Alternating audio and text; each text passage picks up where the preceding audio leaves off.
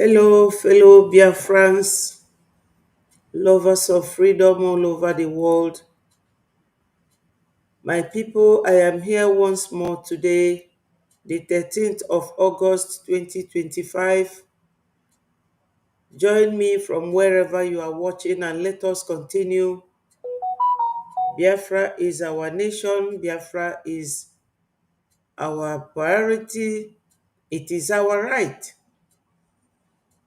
for self-determination, self-referendum which has been conducted.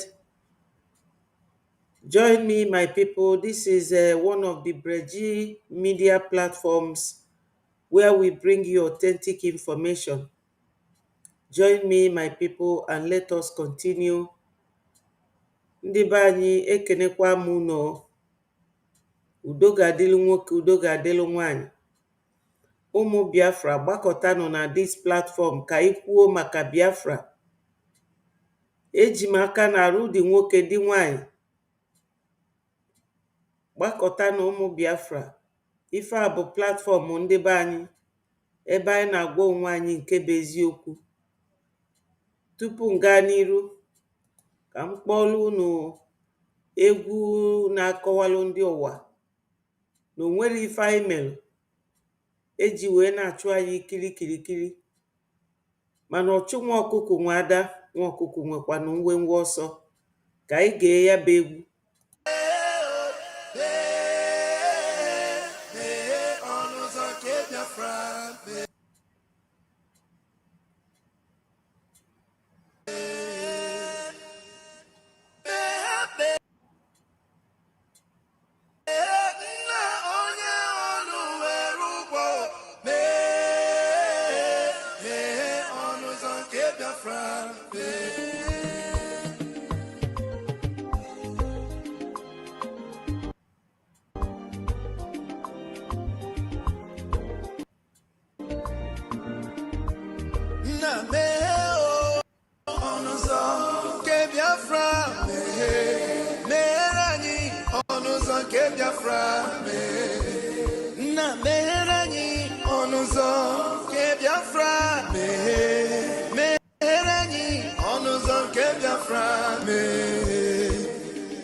Tell me what we do, everybody want to kill us.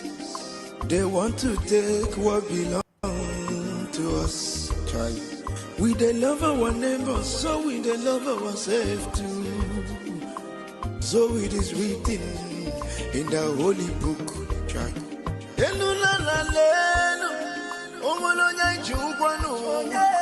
You find a channel, well, na merani biko kodo onyolu welu gbonu aya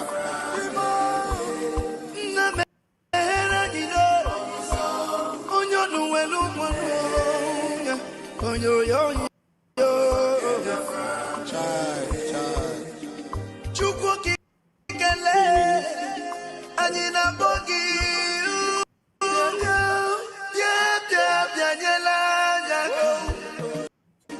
The time is now. We want to go. Remember your promises. Oh, na me oh, onuzo. Biafra, me rani onuzo Biafra. Na me rani onuzo Biafra. Me rani onuzo Biafra. Ndiro maranyi buruburu anachi wepunda anyị n'ike. Shaka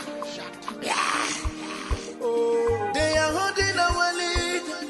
Mazinambika now is Prime Minister Mazin Simoni.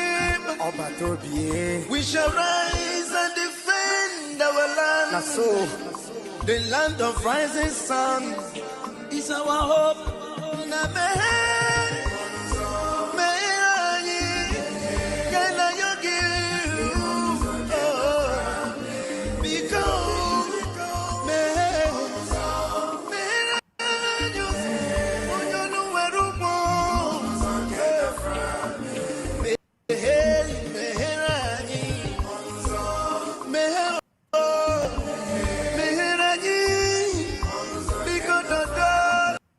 Papa become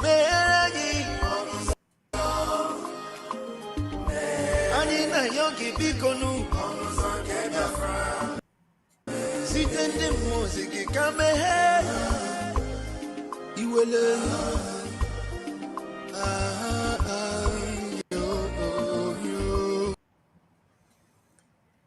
Yes, my people, fellow Biafrans, lovers of freedom all over the world, join us today. We are not happy at all for what is going on in our land.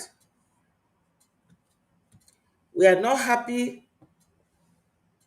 We are not happy. We have to tell the world the genocide that Nigerians are committing in Biafraland, Okigwe State to be precise.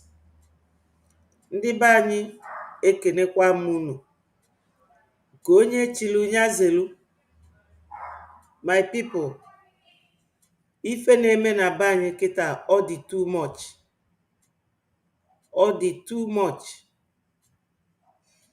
So tupu m nwa gaa n'iru ka m yọọ Chukwu okike abịama, onye nwe n'igwe nwere ụwa, nna ana m ayọkwa gị, Chukwu okike abịama agbakwula zuru ike cheta obesi ike, biko gbakwute ụmụ Biafra.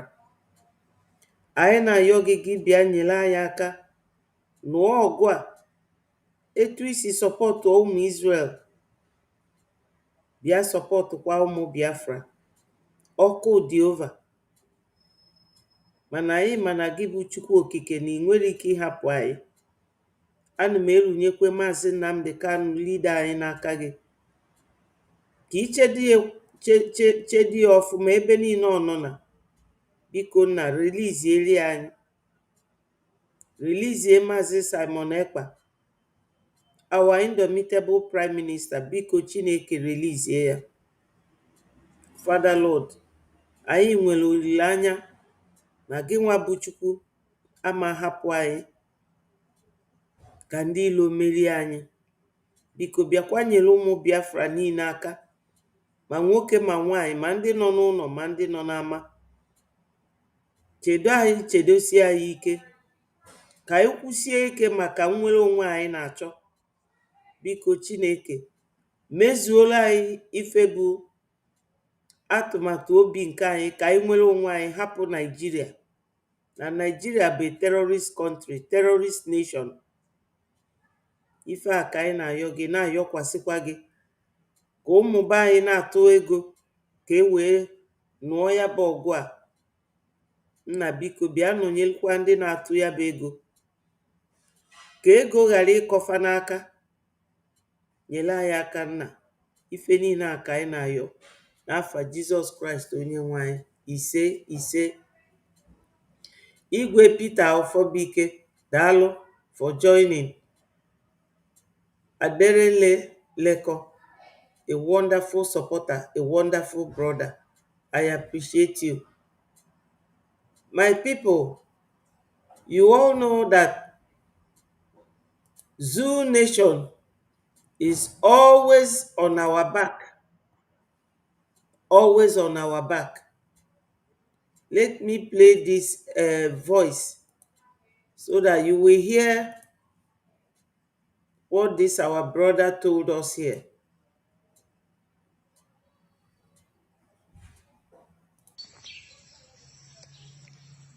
Good afternoon, good morning, good evening, my fellow Biafrans.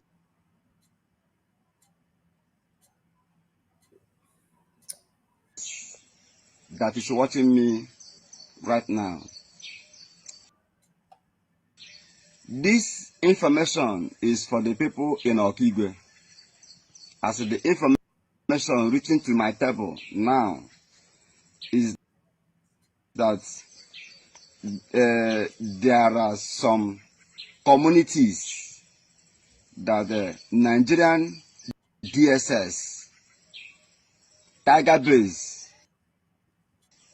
the group of DOS under the watch and controlled by Ebe Kodike, Ikenga, Uruago, Caterpillar, and all the members of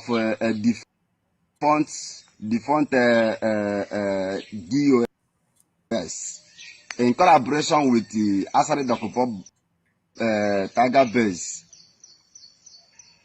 The information is that they have mapped out some communities that they will loot, according to the information reaching to me now, that since 3 days ago now, they are in Okigwe in order to fight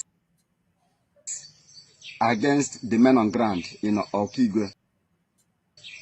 And today is the third day of the war. And the information reaching to me now is that they came with trailers, many kinds of trailers, in order to load people's property.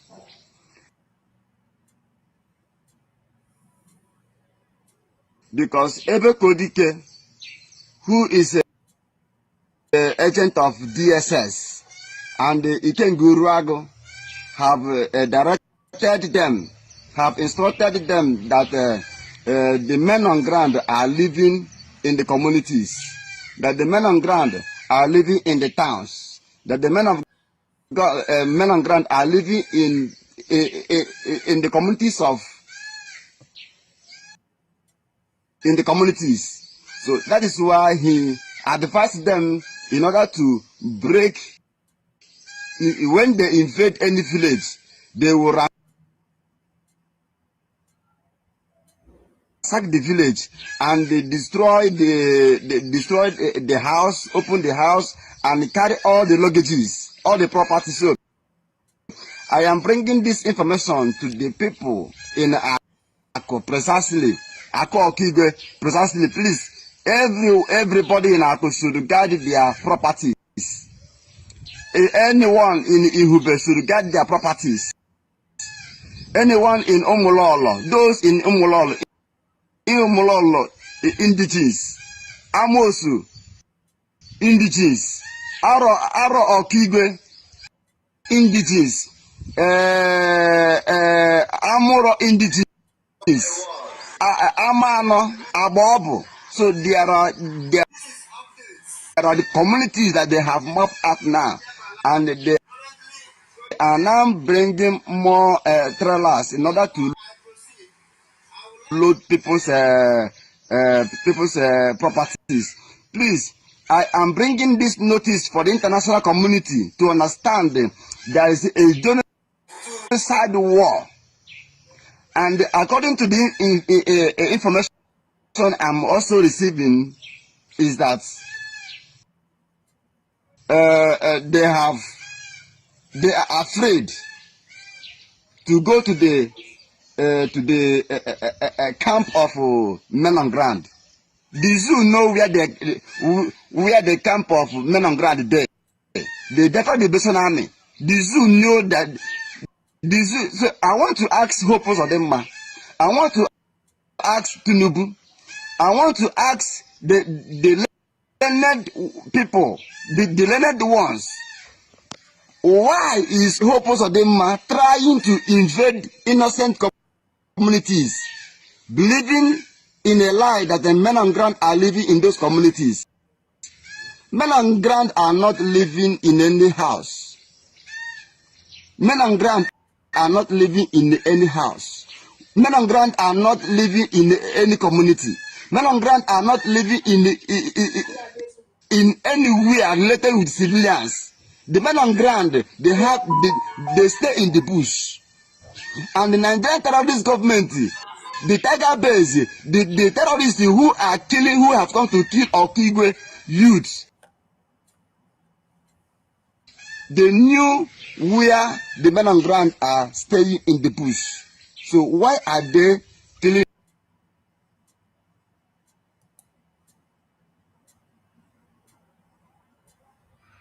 Now, the information still reaching to me now, as I'm talking to you now, is that Peter Mpa have withdrawn his Enugu terrorist military. They are now retrieving back to Enugu because of fear of what they are about to face. And I made it open yesterday, being the 8th of August, that the men on ground on those axes I mentioned in my yesterday broadcast, that the men on ground there has taken over, has taken their positions. So, and today, the information reaching to me now is that now, any youth, they are not adopting youth. The problem now is that they are not adopting the youth of Okigwe. Please, if you are a motorbike,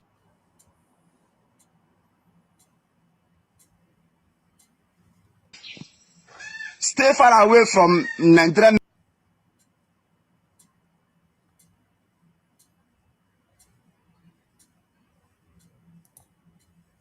military checkpoints, Nigerian barrack, Nigerian camp in Okigwe. If you are a motorist, if you are a passerby, please stay away, because the information reaching to me now is that any motorist that passes, they will arrest the person, catch the person. They will forcing the person to lead us into the camp of men on ground. Then if that civilian reply that I don't know where you people are saying, then they will take the person inside their camp and begin to torture them. So this is what is currently going on now at the army camp of Okigwe. And I am using this opportunity as the Major General General the Yahoo has given the privilege to bring these updates for Biafrans internationally, and especially the Biafrans in Okigwe should understand there is a secret war that is going on underground now. So I am bringing this information so that if anything begin to happen any moment from now, I am talking, any invasion of any community by the Nigerian securities, be it known that the men on ground have reviewed the secret agenda of these animals that have come to invade and kill innocent Okigwe indigenes.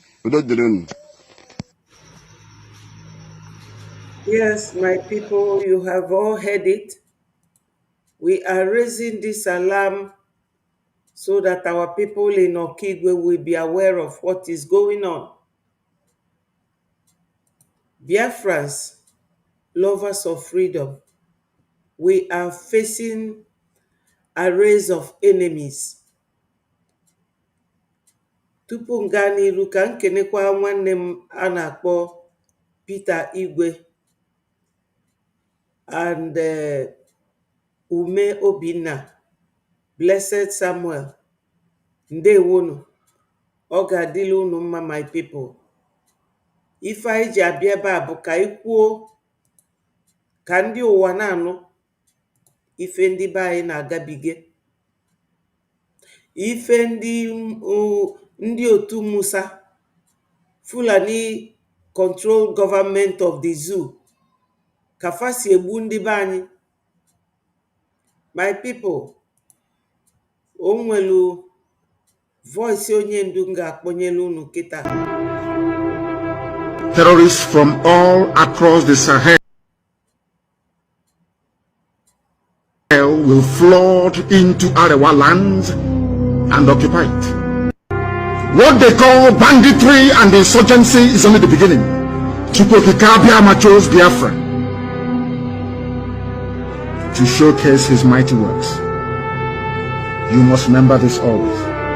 The fight we are engaged in is not of a carnal nature. It is very, very spiritual. Yes, my people, you have all heard it. The fight against Biafrans at the moment in Okigwe area of Biafraland is terrible. Ndị be anyị, o nwere nwa be anyị fa gbu n'Okigwe wee bee ya onu, mana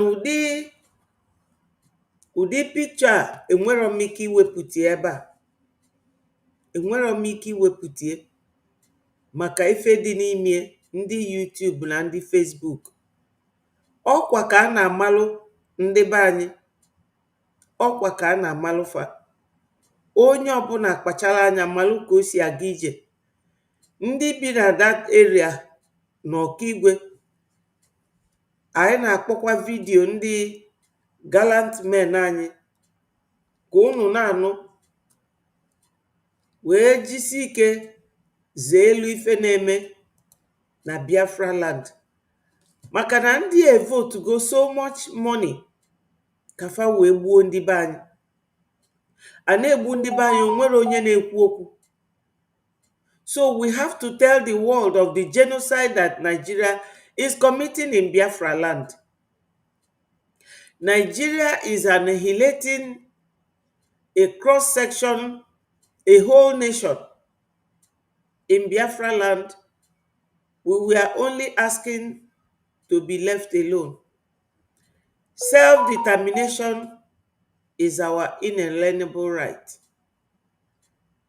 Human right gives us the right and power to ask to leave Nigeria.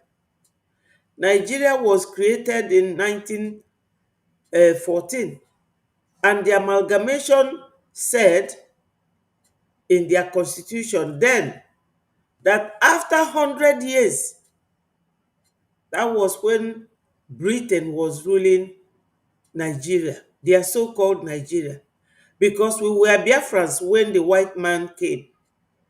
We were Biafrans. We had Oduduwa, we had Hausa. They came and merged all of us together. Yeah, Honorable Nana, thank you so much. Thank you, thank you. When they merged us, they had the constitution. I'm just talking to the world who will listen to this. How we got into this mess with Nigeria government. The amalgamation by Flora Shaw and Lord Lugard. Because Nigeria is definitely a tool and a business in the hands of the British. It is clear, it's there on the internet. I'm not the one saying it, I'm only reporting it. It was there. It was formerly called Royal Niger Company, and they later gave them the privilege of being a nation and handed it into the hands of the Fulanese. And whatever the Fulanese does, nobody reprimands them, nobody tells them you are crossing the line. They said after 100 years, as if 100 years will never come, that anyone who wants to leave can do so, following the legal process. And that time came in 2014. Nigeria refused. Our leader, Mazi Nnamdi Kanu, he tried it peacefully. Biafrans started with waving flags. They refused to listen to us. The one called Shetima said restructure is under his foot. Restructure my foot. That's the way he said it. Till today, what they are doing is killing, massacring our people, annihilating our people, unaliving our people. And the man you are seeing here, his name is Christopher Musa. Christopher Musa, working for Fulani Islamic clerics. He is the one leading the terrorists in military uniform to Okigwe to massacre our people. It is ongoing right now. So I'm saying this for the world to know. For the world to know. Before I go ahead, I have to do my disclaimer to Facebook and YouTube that we are here as freedom fighters. We are fighting to be free from Nigeria. We are not terrorists. We are not violent people. It is a total and complete disclaimer. We are here to create awareness to our people who are being massacred on daily basis by Nigeria terrorists in military uniform. And this man you are seeing here, his name is Christopher Musa, the Chief of Defense Staff, the CDS. So that's my disclaimer. We are nothing but people who are fighting to be free, just like the way Armenia, Kazakhstan, all these countries left USSR, Finland, all of them. The way Ukraine is fighting to leave Russia right now is the way we are fighting to leave Nigeria. So we are not terrorists. Ndị be anyị, ọ ga-adịlị nwoke mma dịlị nwaanyị mma. I welcome all of you. It shall be well with all of you. Why I came this morning was to play the voice of one of our gallant defense officials. Let me play his voice and you will hear.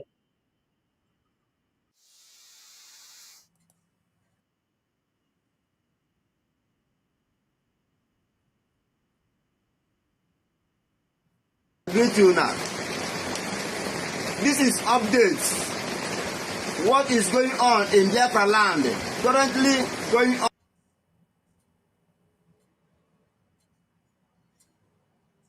on in Biafraland. But before I proceed, I would like to thank and recognize the presence of Triple General in the person of Igwe Butozo, the general of the whole generals in Biafraland. I thank you, sir. And I want to appreciate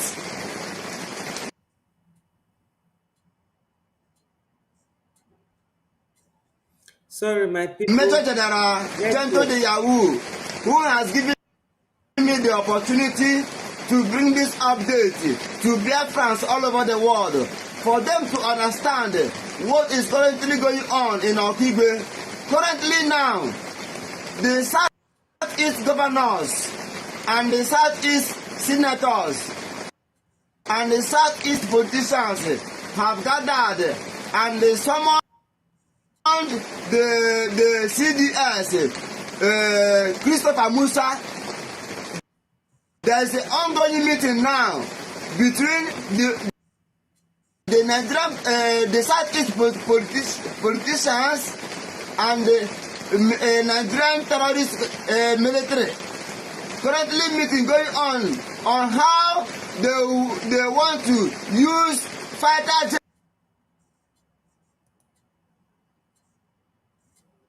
jets to bomb Okigwe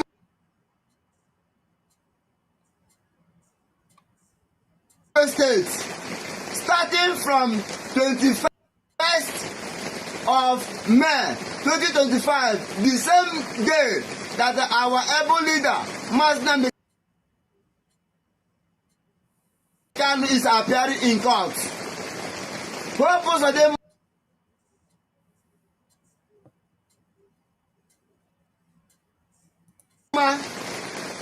Charles Soludo,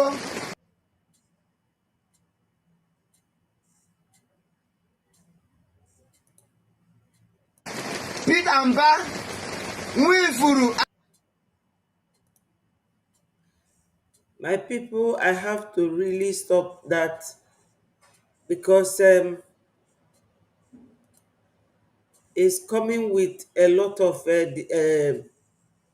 distractions, and I think internet is really disturbing it. Biafrans, we all know that what is going on now is not being reported anywhere else. Onwere onye na-repọtụ ife na-eme na Biafraland. Onwero. Ọ ya mere unu ga-eji na-eje na all the Biafran Republic Government in Exile media. Enwe m list ife ebe a. Betty Ford TV, David Nnanna TV, Obi Chicago TV, Okwute BTV, Nneoma Toluoma TV, Biafra Watchman Television TV.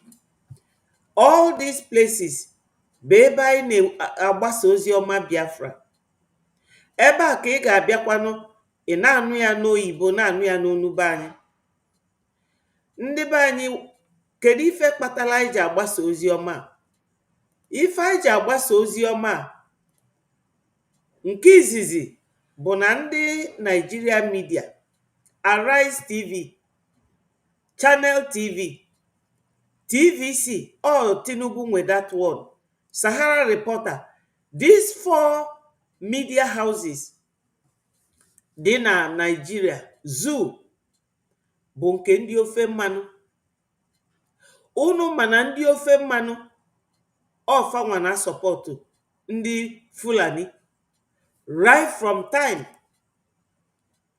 O nwee vidio m ga-achị ahịa, one man onye ọcha na-akpọ Harold Smith, ọ sị na ya lụrụ ọrụ na Nigeria na 1945.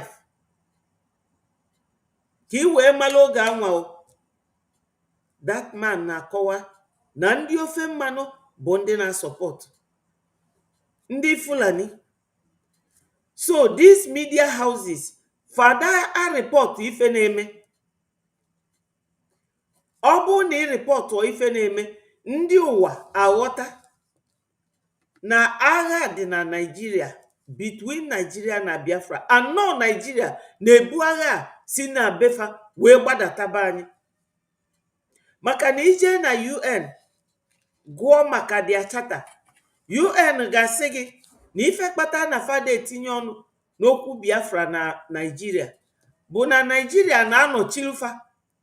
Nigeria pụtafa na-eme ya ọdịlufa mfiamarụ, ọ na-afịafa arụ itinye isi bịa kwuo okwu maka ife na-eme na Biafraland. Thank you Lezo Benziko, thank you Chinenye Dalu for joining us. Thank you William Elui and Onyi Floxy. Dalụnụ. Thank you for joining us. Ya ndị be anyị, ife anyị ji alụtụ ife niile aka bụ na ife na-aga kịta n'Okigwe up till today, a na-egbu ụmụ be anyị na-ebefe isi. O nwere onye na-arịpọtụ ya. Ụdị ife a ka Al Jazeera na CNN na BBC tosili ịdị na report, but o nwere ọkafa repọtụ ya maka na ada enyelufe efe ịbata. Ọ bụrụ nke a na-akpọ media blockade. Ọ ife anyị niile ndị Angola afafa kịta bụ Biafra Media Group. Ọ ife anyị na-eme ka anyị na-agbasa ozi ọma ka ndị ụwa na-anụ ife a na-eme ndị be anyị. Unu fụrụ nwoke a na-akpọ Christopher Musa, ọ gata adịghị etu ọ dị Yakubu Gowon. Yakubu Gowon bụ a Christian, o jesolu ndị Fulani bịara ịgbasa Islamic religion, bịa ifulanize the region. Onye bịalube mmadụ kama ọ ga-anọ n'akụkụ, ọ chọọ ka ọnọdụ everywhere, welu religion ya force everybody down the throat, ka ọ fanye gị ya n'ọnụ, fadị ya n'akpịrị gị ka you know that their religion. Wee na-eyuzu our governors. Unu nụrụ all the governors ka nwanne anyị nwoke a nke onye amị na-anụrụ anyị ọgụ ka o si wee kpọọ afafa niile. Last time Soludo jere America, ọ sị na Biafrans na-egbu Biafrans, and eziokwu maka na ọfanwa bụ Biafrans nọ na Nigeria politics na-egbu Biafrans. Mana ọ kọwara ọlụfa etu a si akọwali ya unu kịta. Fulani bụ ndị ọjọọ. Fulani ga-eji nwanne gị wee nụsa gị ọgụ etu afa si eyuzu ndị governors. Fa ga-eji member of your club or member of your party, your political party or whatever, dịka etu anyị na-eme breji kita abroad. Ada ndị Ocho bụrụ ejenti ndị ọhaneze. Fulani ga-eyuzu ọhaneze, yuzuo governors in turn, a na-eyuzu ndị anyị na fa na-alụ ọlụ, mana onye ọbụla bụ onye Biafra kwelu ka eyuzuo ya, ifele ga-emegbu onye anwa. Onye anwa ọnwụ nke ọ ga-anwụ ga-aka ọnwụ ndị a na-ebe onu njọ. Ọ ife anyị bịara ebe a ịgwa unu. Nke ọzọ dịka ibie bụrụ na anyị na-akọwala unu na etu anyị lụgoro kịta, ebe anyị lụgoro na abụrụzi ebe a na-ebe akwa, ọ bụrụzi ebe a na-eti mkpu. Anyị abụrụgo a nation, redeclared nation. Good morning KC, daalụ for joining us. Anyị abụrụgo nation. Sọsọ ụzọ ife na-abụ anyị n'idi idefend be anyị, and ka a na-akwado ndị na-edefend be anyị, fa ga na-eri nri, fa ga na-eyi afe. Ifugo na this our brother report si na nke bụ Ikenga Uruagwu, the first video m play na Ikenga Uruagwu Caterpillar ebe kuo dike ndị niile Ebube Agụ na-achị na-anụlụ ndị Fulani ọgụ ka e wee gbuo ụmụnne anyị, na fasi na fa ga-ewelu trailer. Yes, ka esi na elotala unu ka unu na-share this message, na-click the like button ka o wee na-eme more Biafrans invite. Gwafa na ị nọ ebe a. Ndị be anyị, ugo ebelugo na mgbagbu. Ugo ebelugo na mgbagbu maka na Awụsa nọzi n'ime Ọka. Anyị nidilu ịsọpọt ndị na-anụrụ anyị ọgụ a, na ịkwụ ụgwọ ka ndị lobbyist na lawyers na-edefend anyị.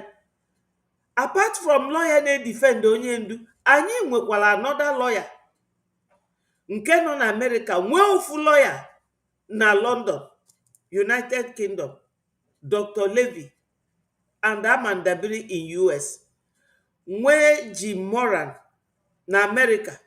Ọ ndị a na-edu our APM wee na-abanye n'ụlọ dị ike, ụlọ gọọmenti ndị America. Ọ ife eji akwụfe ụgwọ, and ada akwụfe obere ego. So na ka anyị ga-esi wee meli ndị otu ndị Ebube Agụ a, as our brother si wee report ọla anyị na Ikenga Uruagwu na Caterpillar na ebe kuo dike na all of them si ka ewelu trailer wee bịa Okigwe wee na-ebukọsi ngwongwo ndị be anyị. Ife anyị ga-eji wee kwụsị ife dị etu a bụ ego anụnwa, ma ọ bụrụ na anyị na-atụ ya. Ọ ife anyị ga-eji wee kwụsị ya. And dịka unu si wee malụ, enwee m link ebe a. Na ya, this link bụ link ị ga-eji wee tụọ ego. O nwee nke a na-akpọ buy.stripe.com, nke anwa dị very fast. Nwee nke bụ www.biafrarepublicgovernment.org. anyị nwekwa nke a na-akpọ IOU. IOU afọ bụ kama ị ga-eje were ego gị kịta si na ị na-azụ ụlọ ma ọ na ị na-ego moto ọfụ, Biafra bịagokwa mana onwe obere ife ji anyị na this very link. Ọ bụ na ibi obodo bekee dịka ndị ebiro na zoo, iyuzuo ya, mana ịchọ ịkwụ ụgwọ mana ị mara ebe ị ga-akwụ. Like this week, I attend go to 3 people. 3 people. Last week about 5. Ndị na-text m na this number na fa chọọ link ebe fa ga-akwụ ụgwọ. The last one bụ the 2 of yesterday. Nnyefe nọmba, iwelu nọmba akpọm na WhatsApp nọmba, enye gị nọmba onye ị ga-akpọ ka ọ gwa gị ebe ị ga-akwụ eje. Mana ikwu eje mma bụ these 2 links, buy.stripe.com and www.biafrarepublicgovernment.org. Ọ gwụcha ife a ga-ewetakwala anyị Biafra kịta. Onye agbazi na nkịtị. Ọ ife anyị na-agwa onye ọbụla onye bụ onye Biafra, onye ọ na-ewute na a na-egbu ụmụnna anyị na-ebi onu nwatakịrị dị arụ 14 kafa jidelu gbuo bee ya onu buli isie wee bula ozu wee dosa na main road. And unu mana ọka ndị terrorist si eme kafa wee tinye people ụjọ na-arụ ọ ifefa ji eme ya bụ ife. Mana anyị kwechilu sifa ebe unu na-egbu anyị unu achọrọ ka eji nwayọọ setụlụ ọnya bụ ife omekwe omume. Unu ma na Kedafia si na war of attrition. Kedafia Musa anyị nwa bụ war of gorilla. Ịma ama ebe ndị be anyị nọ ozugbo ozugbo fabia tụtụrụ gị iche na ndị amị a na-ekwe eje ndị Biafra Liberation Army nso fada ejefa nso o. Mana achọrọ m iji ohere a wee gwa ndị Nigeria ọkwifu these governors fa bụ ndị wayo. Onye ọbụla ga-egbu nwanne ya can do anything. Hope Uzodimma bụ onye wayo ka ngosi unu fa na-eje agba ọkụ fa gbasi anya ọkụ fa ga-agwafa gbaa ụdịzi nkịrịnka ụnọ gbaa ya ọkụ ka ndị Fulani fụkwa na anyị na-emekwa ife. Unu na fa bụ wayo people.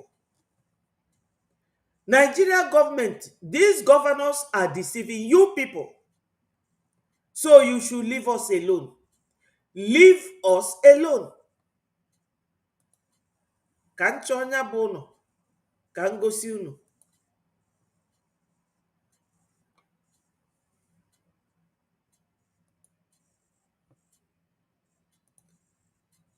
Ka ngosi unu ụnọ fa na-eji agba ọkụ.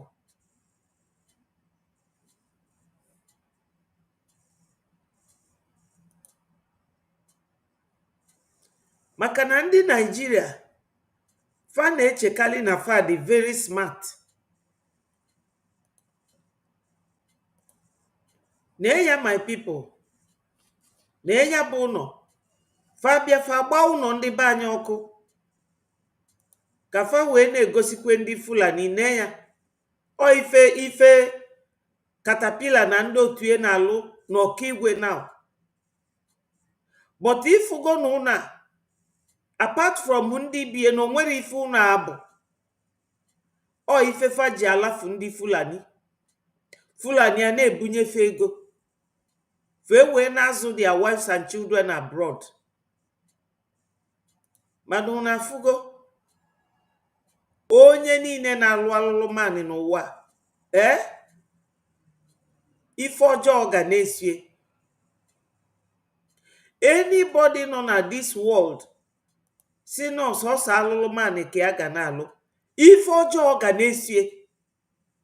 Yes, these governors, they will go and burn houses of our people pretending that they are doing great for the Fulanis. But I'm telling the Fulanis, they are deceiving you people. You are birds of the same feathers. You and the governors. Stop killing our people.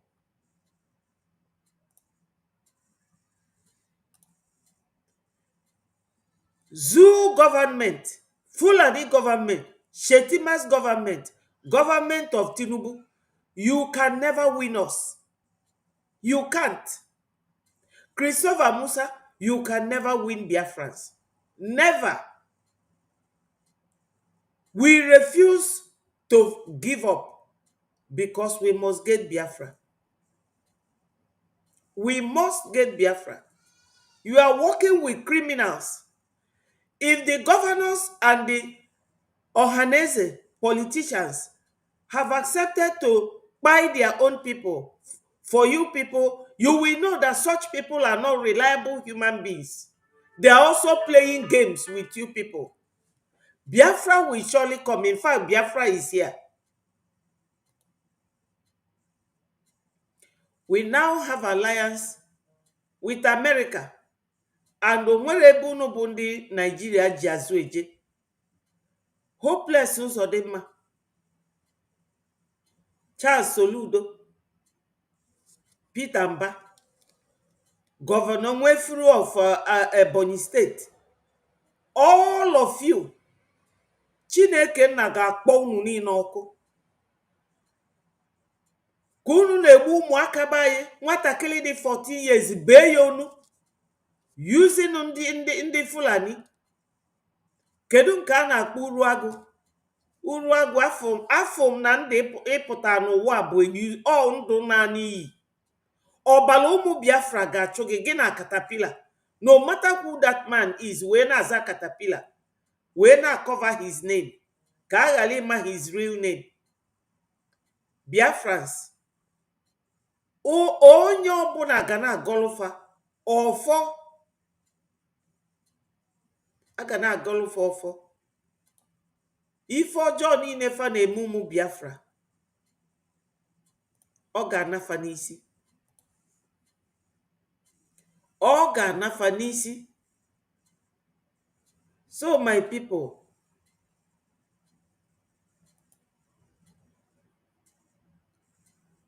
anyone who wants to join me on the studio should please click the link on the comment section. Biko unu kwuolu ndị Biafra okwu na ọ dị mkpa, ọ dị mkpa. If you do not believe in what we are doing, then you better get out. We're not going to stop. God knows we can never stop until Biafra is restored. We are peace-loving people. We abhor death and killing of another soul. It's in our nature, that's how we are. But because of that, they have been coming and killing us all these years. We've kept quiet. They've been killing and killing and killing quiet. We have a case at the ICC. We have a case at Africa Union. We have a case at, what else again? Pending before the UN. Yes, my people, chi for great, dalo, ndewo.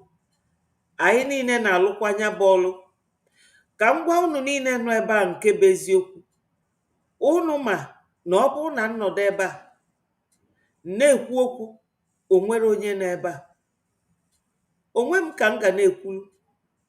Mana ife dị na YouTube na Facebook, onye na-agafekwanụ watch ya.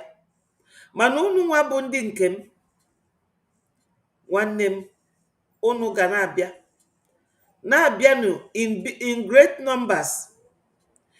And na-ekwu na okwu, click enu that link. Ọ bụrụ na ị chọrọ ka your video gosi, you don't click the video or cover your face. Ma ịkpọ m na this very number, let me place it on there. Ịkpọ m na this number. Ikwuolu Biafrans okwu na the number here, +4473 7738 6227. Ịkpọrọ ana m ikwuolu Biafrans okwu, maka na ọ dị mma na ọtụtụ onu na-ekwu okwu ebe a. Ka ndị, yes, good morning Clement.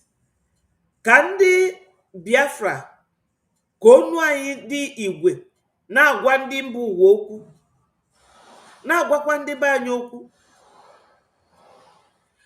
Ndị be anyị, udo dị, mana udo adịrọ n'Okigwe. A na-egbu ụmụnne anyị, na-agba befe ọkụ, na-erenda ndị be anyị homeless. Udo adịsịrọ. Mana udo dịnụ na-agwa unu bụ na awa APM, nwoke 17 ka ọ bụ. Kịta nụnwa ọ na-eme ife o tosiri ime. Good morning Solomon. Daalụ for joining us. Thank you so much. Thank you. Daalụ. Our APM na-eme ife o tosiri ime kịta. Ịma na ọtụtụ ndị be anyị aghọtarọ. Fa aghọtara ife na-eme. Number 1, ka m bidogodi na this UN na ife ndị Nigeria. Nigeria kwuru so many millions wee bribe ndị isi na da UN. Wee tinyelufe onye a na-akpọ Pantami. Pantami a bụ anyị deleta ifugo onye ndu kwuru here. Senior nwelu letter nyade to UN. Kam pogodie. What else again? Pending before the UN in New York. We've been to Geneva to pending before the UN in New York. O senior nwelu letter nyade pending in UN na New York. Ebe anwa ka pantami onye Fulani terrorist na-alụ ọlụ kịta. Anyị dee leta fesizie nya. Onwe complain anyị mee fesizie nya. Wee mee research wee chọpụta na UN si n'ife kpata na fa na-etinye ọnụ n'okwu Biafra na Nigeria bụ na fa na-enwe a lot of challenges.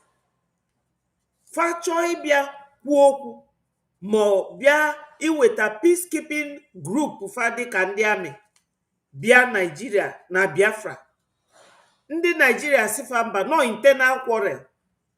No internal quarrel, which means na ife ọbụbụ ọgụ nwanne na nwanne. Maka na iwu nya law ndị UN emerala o merala ka nwanne na nwanne na-esokwu ka UN bata. O ifefa na-agwafa. Unu aghọtago ife menu. Then nke ọzọ bụrụ na ife our APM na-agbakiri anyị bụ ụdị leta onye ndu na-ede kemgbe o welugo aka ya wee banye na gọọmenti Amerịka.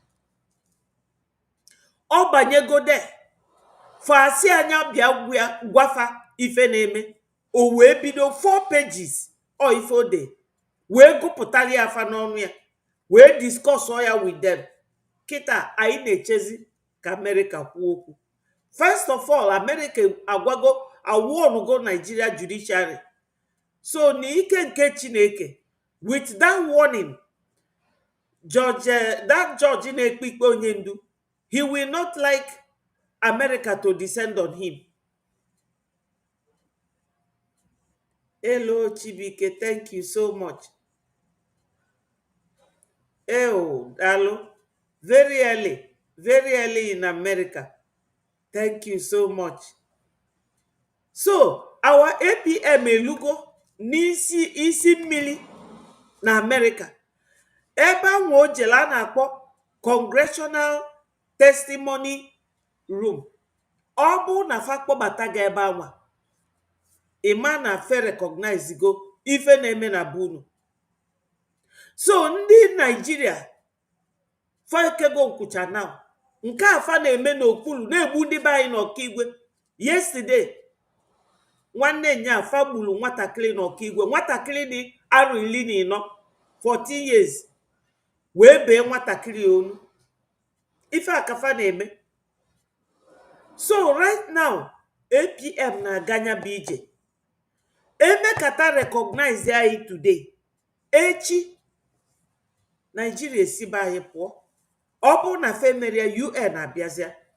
Maka na ife UN na-eme bụ no 2 nations na-anụ ọgụ before UN abata. O wee bụrụ maka ndị aghọtara the importance nya mkpa breji anụnwa dị anyị. Na mkpa ọ dị bụ na ọ dị registered. O nwee legal personality. Nya o nwee power, ikike ịgbalụ mmadụ akwụkwọ. And onye filu na breji mejọrọ ya nwekwara ike gbalụ breji akwụkwọ. Ọ dị ka company. Ọ bụ na ị nwee registered company. Company anwa ga bust na ọ kpọchiri na afịa da azụzi company mechie. Ọ bụrụ the directors ka ị ga-esu. Onye ị ga-esu bụ the company. Ọ ife breji bụ to Biafrans. And onye ji nya bụ power kita bụ awa APM Maazị Oge Nkere. Ya na ndị lawyers na-alụ together. The lawyer nọ na Britain na lawyer nọ na America.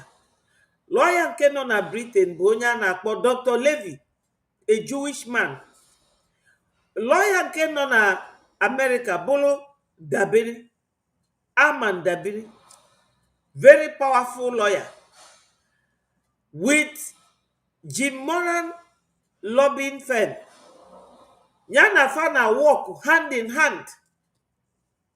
Unu echekwana na o nwere any other group dịka ndị otu Madam Baobab Ngozi Orabu Fulani ma ọkwanụ ndị otu Imam Abụ.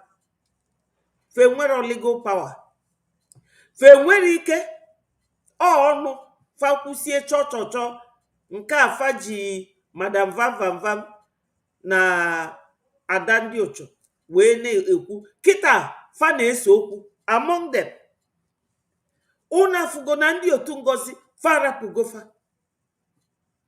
So ka ife ji aga round and round, ife ji aga round and round a bụ ka unu wee ghọta nọ breji bụ ebe anọ kịta. Ọ Maazị Oge Nkere bụ onye ji okwu ya ka unu ga na-ege ntị na all Biafran media team.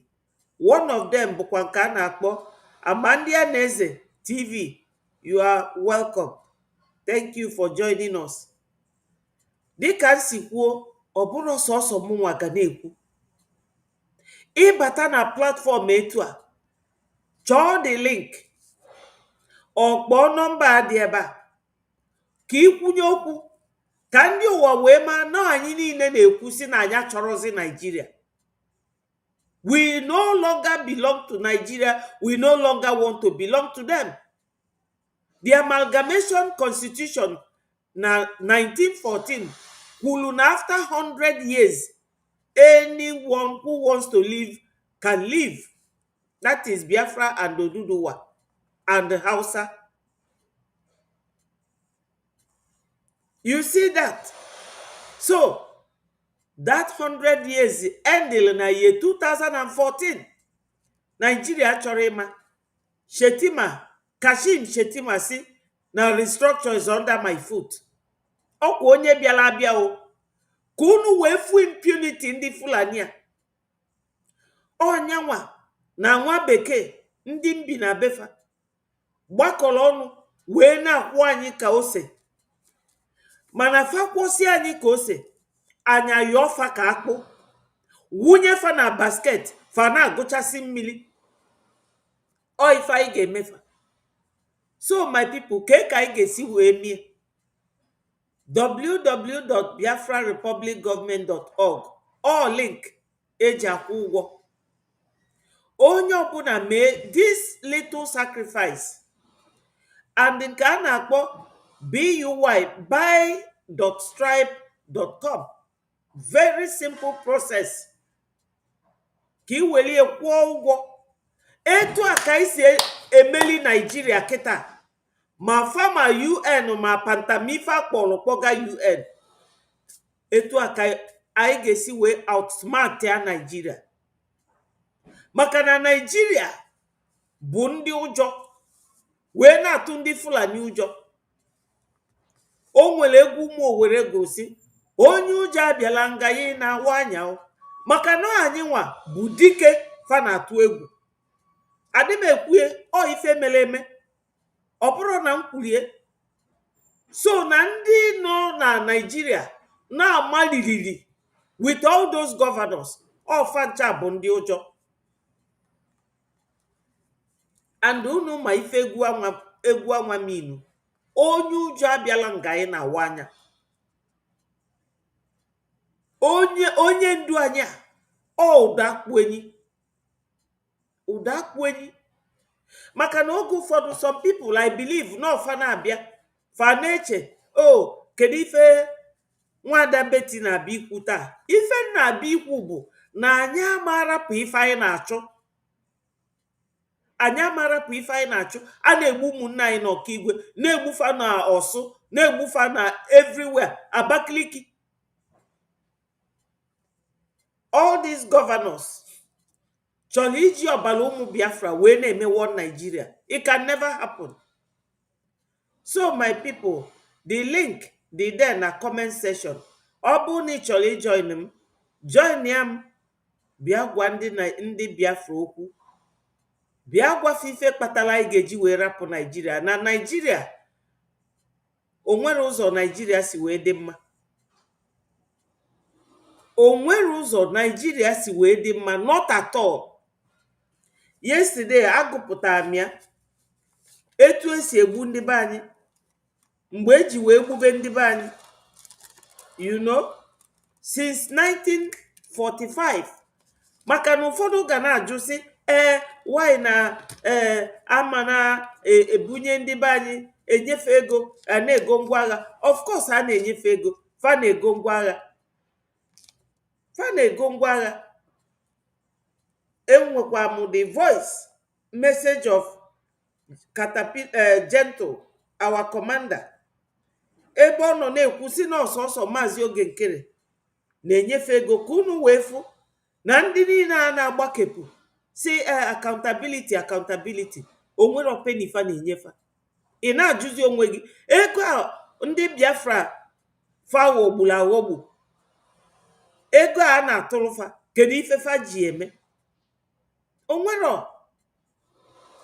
Hello Yoshi, thank you for joining us. Thank you so much. I appreciate you. Daalụ. Udo dịrị gị nna nna, udo dịrị gị nwanne m. Ife anyị nọ ebe a, anyị nọ here na-anụ ọgụ eji ọfọ. Anyị ji ndị Nigeria, anyị jiri ọfọ. O nwere ifefa ga-eme anyị. Ife niile afa na-eme kịta, fa na-egbusisi anyị. Chukwu okike bi n'igwe na afụ ifefa na-eme. Unu lote na o nwere oge ndị Makọdị, Plateau, Benue nọ na-egbu ndị be anyị na 1966 na 67. Onye gbalụ wee si ugwu Hausa gbadata Benue gbuo onye anwa. Ndị be anyị na-agba ọsọ ndụ. Gwazianụ m ife Fulani na-egbufa kịta ka ezi. Adịrọkwa m happy na a na-egbufa o, ma nọọ inu ka ọ bụ. Inu ka m na-atụrụ unu na ijebe afịa nyuchie nsị ụzọ, ị na-anata ị ga-ezuterịrị ijiji. Onye niile jee n'ime ọfịa jee kpata nkụ, arụrụ dị, iwu bụ na ngwele ga-abịarị ya ụgwọ. Ife niile ndị mmadụ na-eme ndị ụmụ Biafra, ụmụ Chukwu okike abịama, fa na-anata ụgwọ ọlụfa. Yes, anyị nwe mmeri. Ọ ka o si dị. Thank you so much. Thank you. So, my fellow Biafrans, ife anyị na-ekwu bụ na ndị be anyị ga-agba mbọ na-atụ ego, na-atụ na ego na ife danyere anyị n'anya kịta. Ife danyere anyị n'anya. I need this money. I need the donation. The 2 links dị ebe a, very easy. Unu mana ndị anụnwa agbakepụrụ agbakepụ. One of them bụ azụ ka a na-akpọ abụ azụ ka kọ azụ gị na marom. Azụ kọbụ iru wee kpọchie our former link eji atụ ego. Our APM agbakili ya na ozugbo ozugbo generate this one. Onya ka anyị na-eyuzuzi kịta wee na-atụ ego. Ya ndị be anyị, o nwere ife ọzọ ga-enwetara anyị Biafra abụrọ ịtụ ego a. Bikonu my people, bikonu. Onwe vidio m ga-like kwali ka unu gee ntị.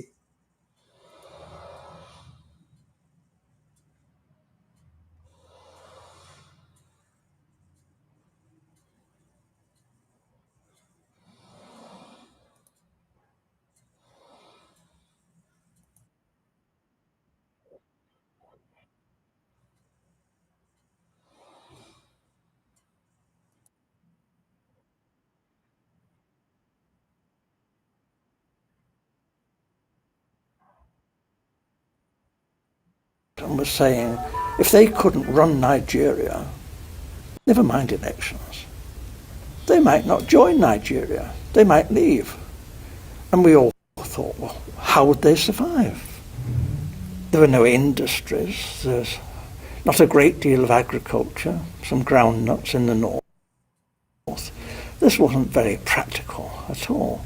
And then it was, the Governor General seemed to be thinking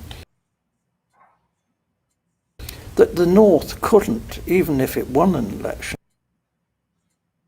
rule Nigeria by itself. The South wouldn't stand for that. So there had to be a partner, either the Igbos in the east or the Yoruba in the west, to team up with the North. What he didn't want was for the two southern parties, the Igbo and the Yoruba, to team up to form the government. Unanuge afa nwoke a bụ Harold Smith. Nwoke a na-akọwa ọ sị na mgbe ya bịara ọrụ na Nigeria na 1945 na Nigeria dịka biznes fa wee zitie ka origi election ka o favor ndị Fulani na fa chọrọ ka Igbo na Yorubas team together because no me favor ndị Fulani. Na ife fa chọrọ bụ either Yoruba to team up with ndị Fulani or Igbo to team up with them. Fa wee choose na Yoruba ga team up. Onya melu ndị ofe mmanụ unu letele oge Kedafia Sunday Igboho je welu leta nyefa na 10 Downing Street na fa chọrọ ịrapụ Nigeria. Ndị obodo a wee ziga onye a na-akpọ minista a na-akpọ David Lamy o wee jebe Sokoto jekwurukwe ọba chief ndị ofe mmanụ. Farapụkwa na ndị Fulani no agreement. Una fuge o ifefa ji egbu anyị. Exactly ife ndị France na-eme Ibrahim Traore o ife ndị obodo a na-eme anyị. Kama na vidio a nke a bụrụ the full video, aga m achọta the full one, nchọta ya eweta m ya ka ị gee ka unu wee mara ife anyị na-aga through. Onye ndu kwulie na anyị nwee formidable arrays of enemies. I beg your pardon. Onye ndu si that we have formidable arrays of enemies. And onya bụ nke bụ eziokwu. Anyị si ebe a fesite ebe a. Kịta anụnwa a na-ekwu na anyị na America dị na alliance. Agwa unu ije ndị obodo a ga na-eje n'azụ. Unu ama ebelivie. Ojiji eji our PM ndị obodo a. And kafa ga-esi wee plan onya bụ ife. Fa plan cha ya fezie ndị Fulani ezie ndị governors ezie ndị dịka ada ndị ochu. Ada ndị ochu a na-agbagharị ka football. Ogbaluga from pillar oga to post. Unu afuge maka na unu ga na-ajụ onwe unu kedu ife na-enye nwaanyị a dị impetus ime ife niile ọ na-eme. Maka na o nwere uru nya bụ nwaanyị ba na this Biafra struggle. O nwerokwa o nwere any job, o nwere any position. Ọ sị na ya bụ independent media. Ị na-abụ independent media oge ọbụla ị na-akọ maka ife Biafra. And unu mana this breji nwere power to bring an action against nya bụ nwaanyị. Wow. Join us. Okay. Sorry about that. Oh my God. I never knew. Oh, my beautiful sister. Good morning. Good morning. Please talk to Biafrans. My apologies. I never knew. Oh, daalụ nwanne m. Thank you for joining us. Thank you. My apologies. Go ahead and talk to Biafrans. Yes, yes, I've brought you in. Thank you, tutors. Talk to Biafrans. Talk to us with your beautiful voice. You are a fantastic daughter of Biafra. Thank you so much. Dalu, dalu. Daalụ ndewo Ndewo. Adoma. ndewo ndewo Minister Pepe Ndewo. Papa in the house. Ndewo, my beautiful sister. You are very beautiful today and always. Oh, Wow, darling. Thank you. child, Thank you. what a Ndewo. glorious day. The glory of the Lord is already shining upon you. Thank you. Ndewo Thank you. Dalu. Biafrans. Dalu. Ndewo beautiful, handsome Biafrans. Yes. Thank you for coming to worship with us this morning. Yes. Yes, so you see, you guys are doing great. And I pray that God should continue to give us the strength to Amen. forge ahead. You Yes. see, my people, you have to align yourself with Briggy. The Briggy that is managed now by our APM, Yes. His Excellency Ogechukwu Nkere. According to my sister Mary, Nkenkerebasi. Yes. Don't go to anywhere. I saw this guy. You know, it is very difficult that when you see the truth, you try to bury the truth, but it cannot last.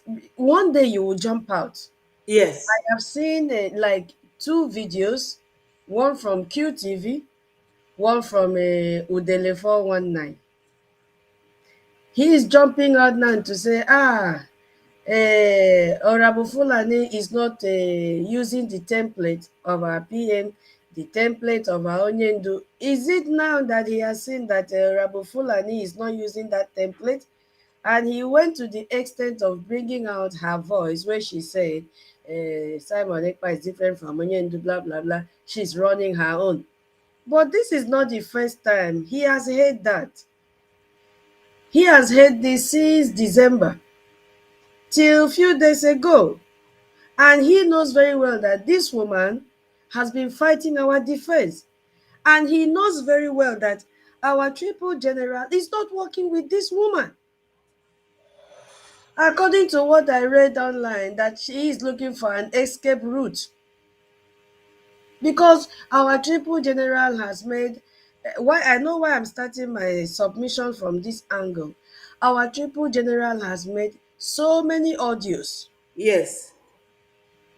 dissociating himself from this woman, and this Udele knows it very well that this our triple general is not working with Ngozi and is not also working for Ngozi.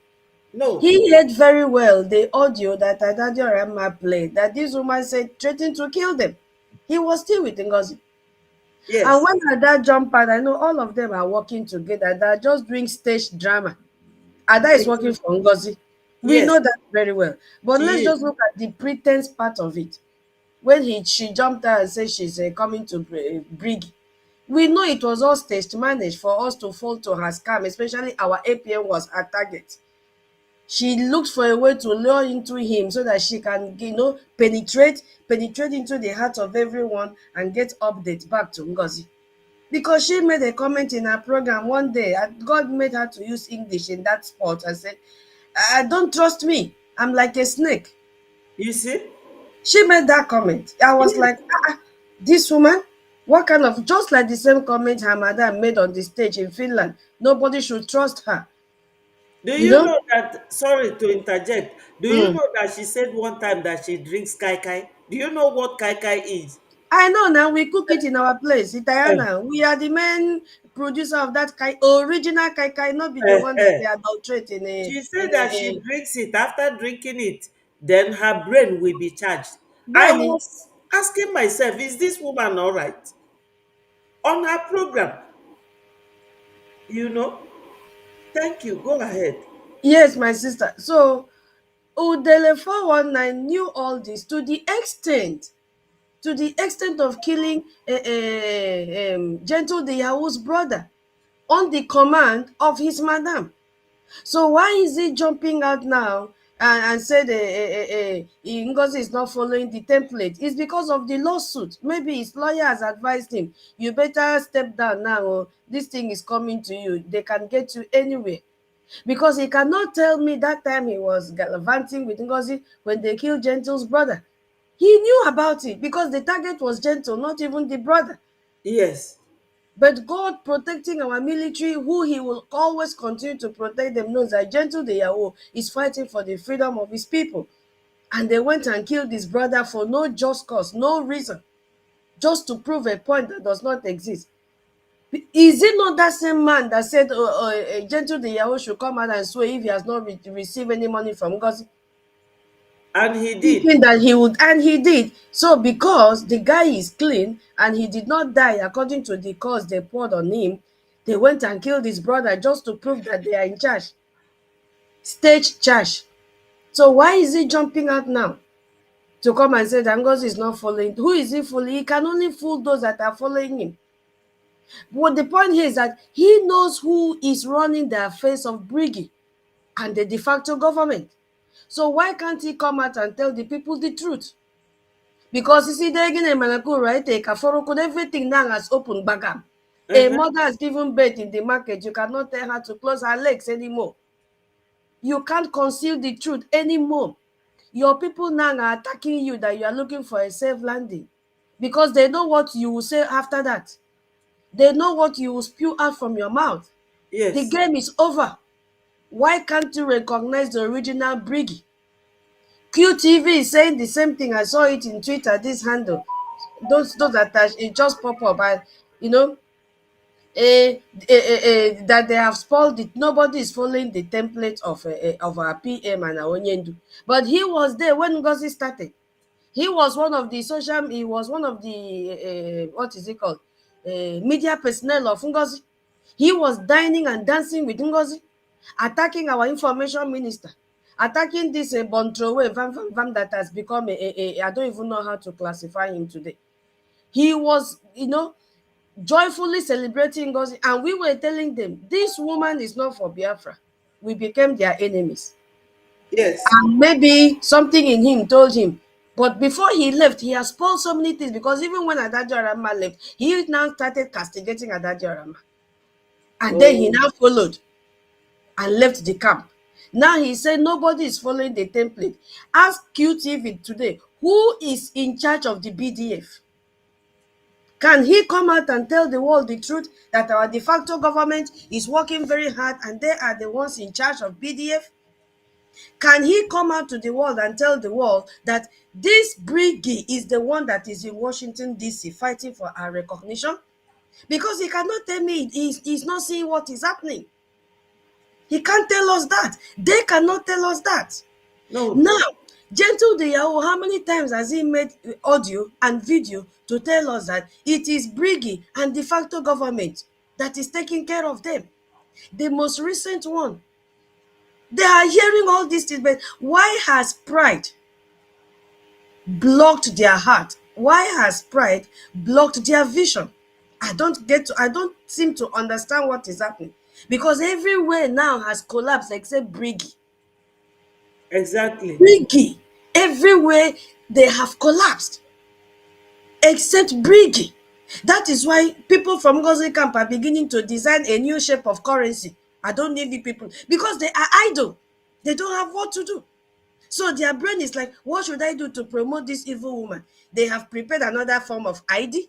They have prepared another form of AJ just to keep themselves busy because there is nothing coming from the camp of their madam.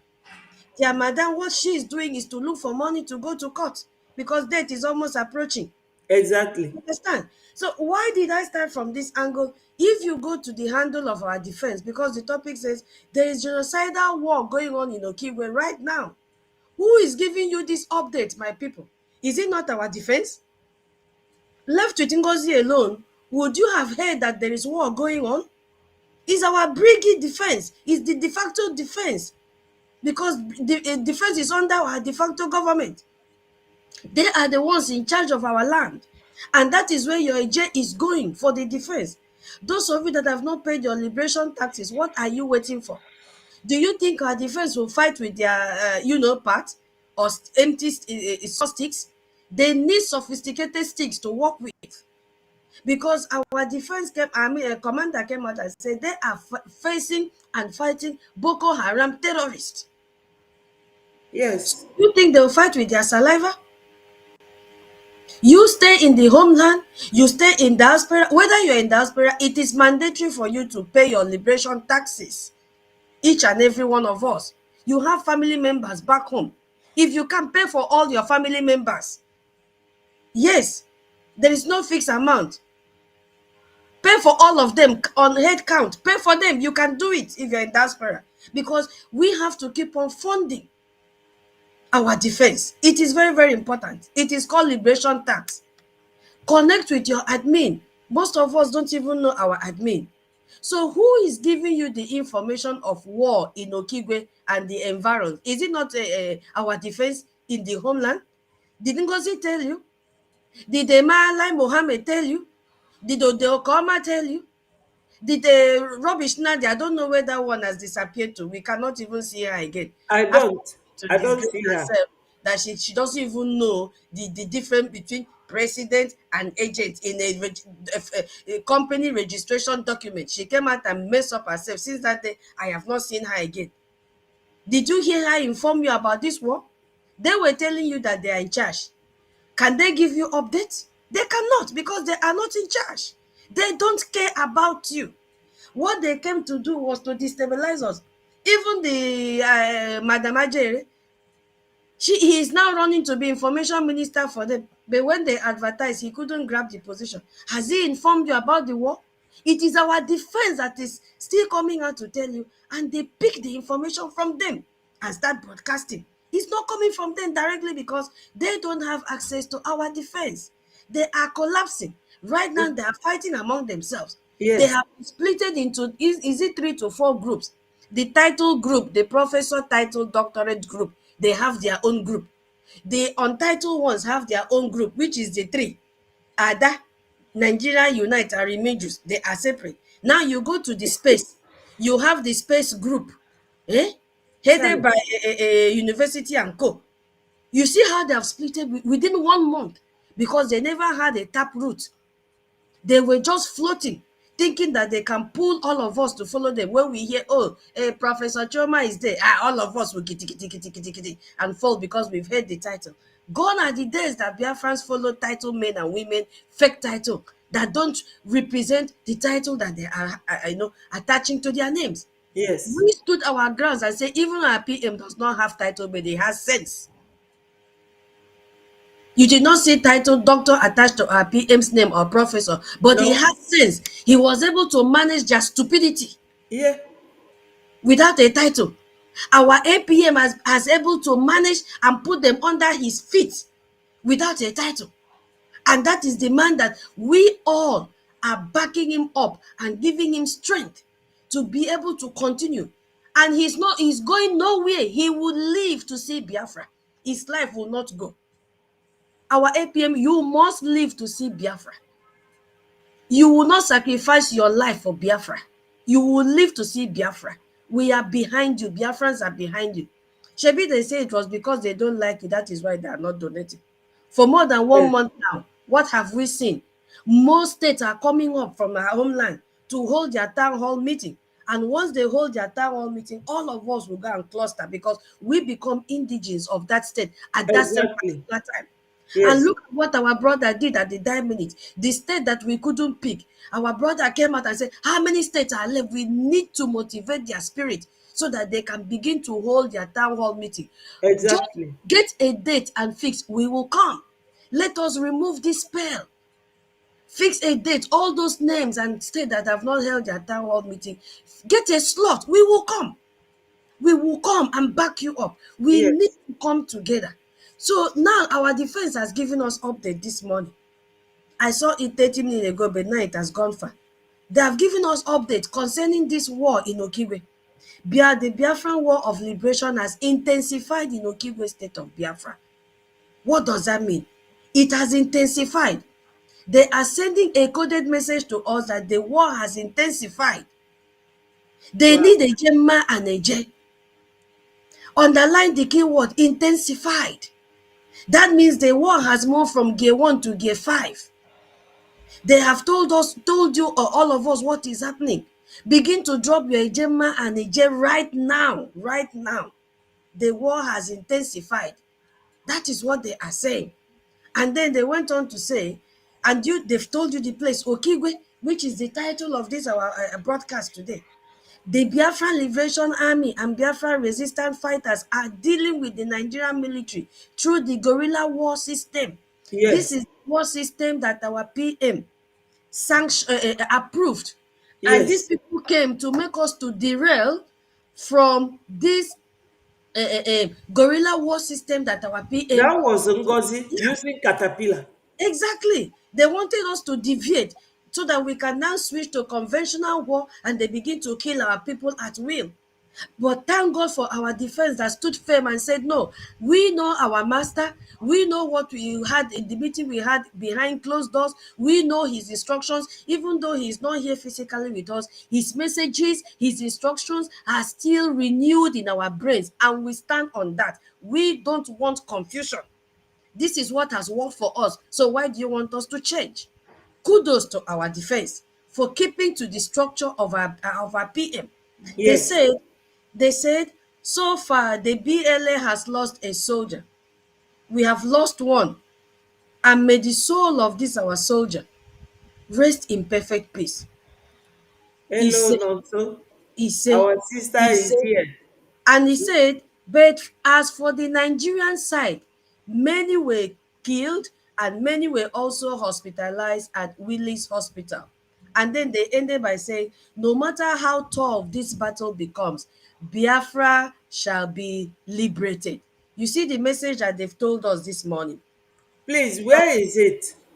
Go to our defense handle. It's there. Okay. You know, say me, I dey scavenge. Now, once I wake up like I this, trust you. I I trust must you.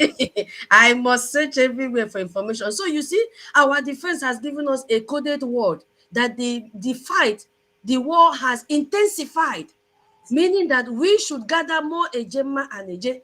They have told you the level they have gone to fight the terrorists, but we have lost one soul. May he rest in peace. I've seen people,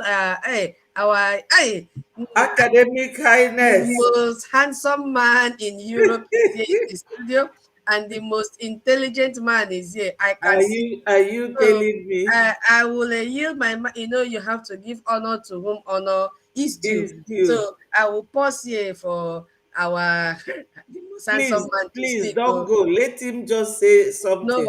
I did, I did. Hello, academic. The mic is yours. Your sister, beautiful Ada Biafra.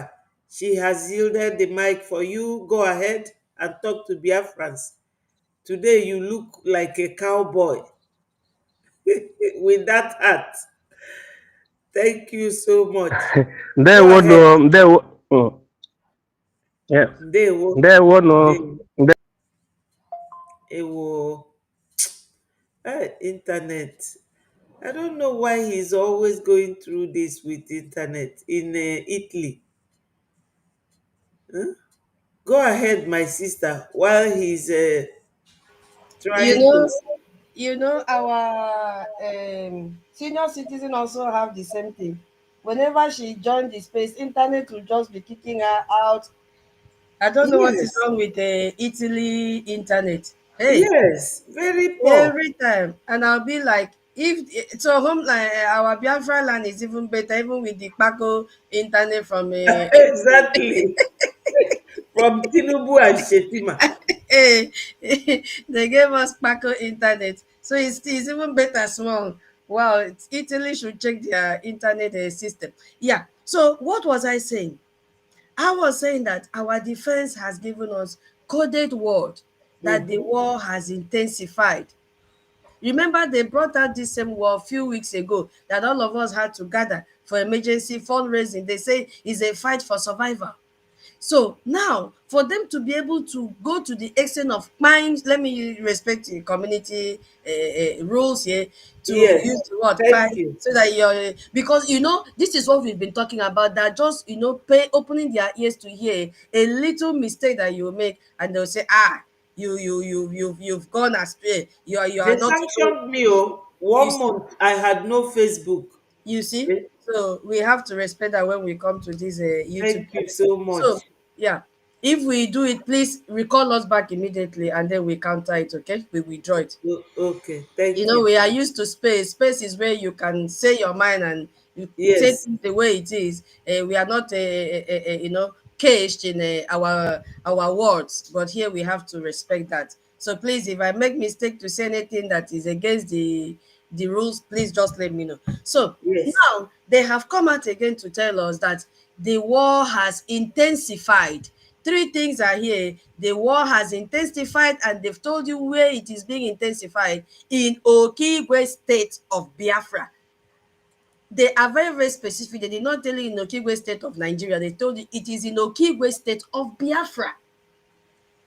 And they now went on to say that another underlying point is that they are dealing with the Nigerian military, let me put terrorists for them, through the guerrilla war system. What does this mean? That they are still following the war system laid down by by our PM.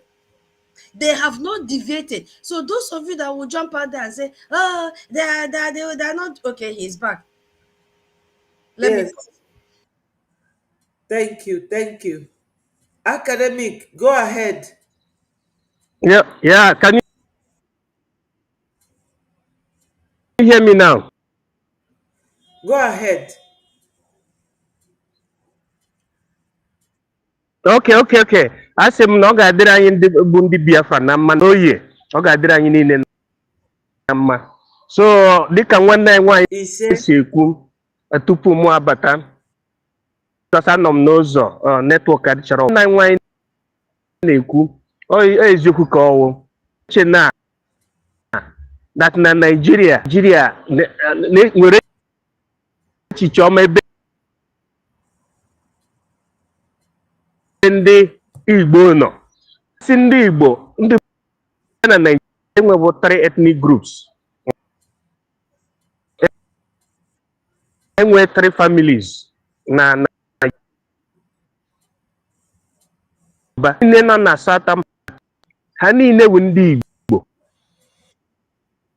Exactly.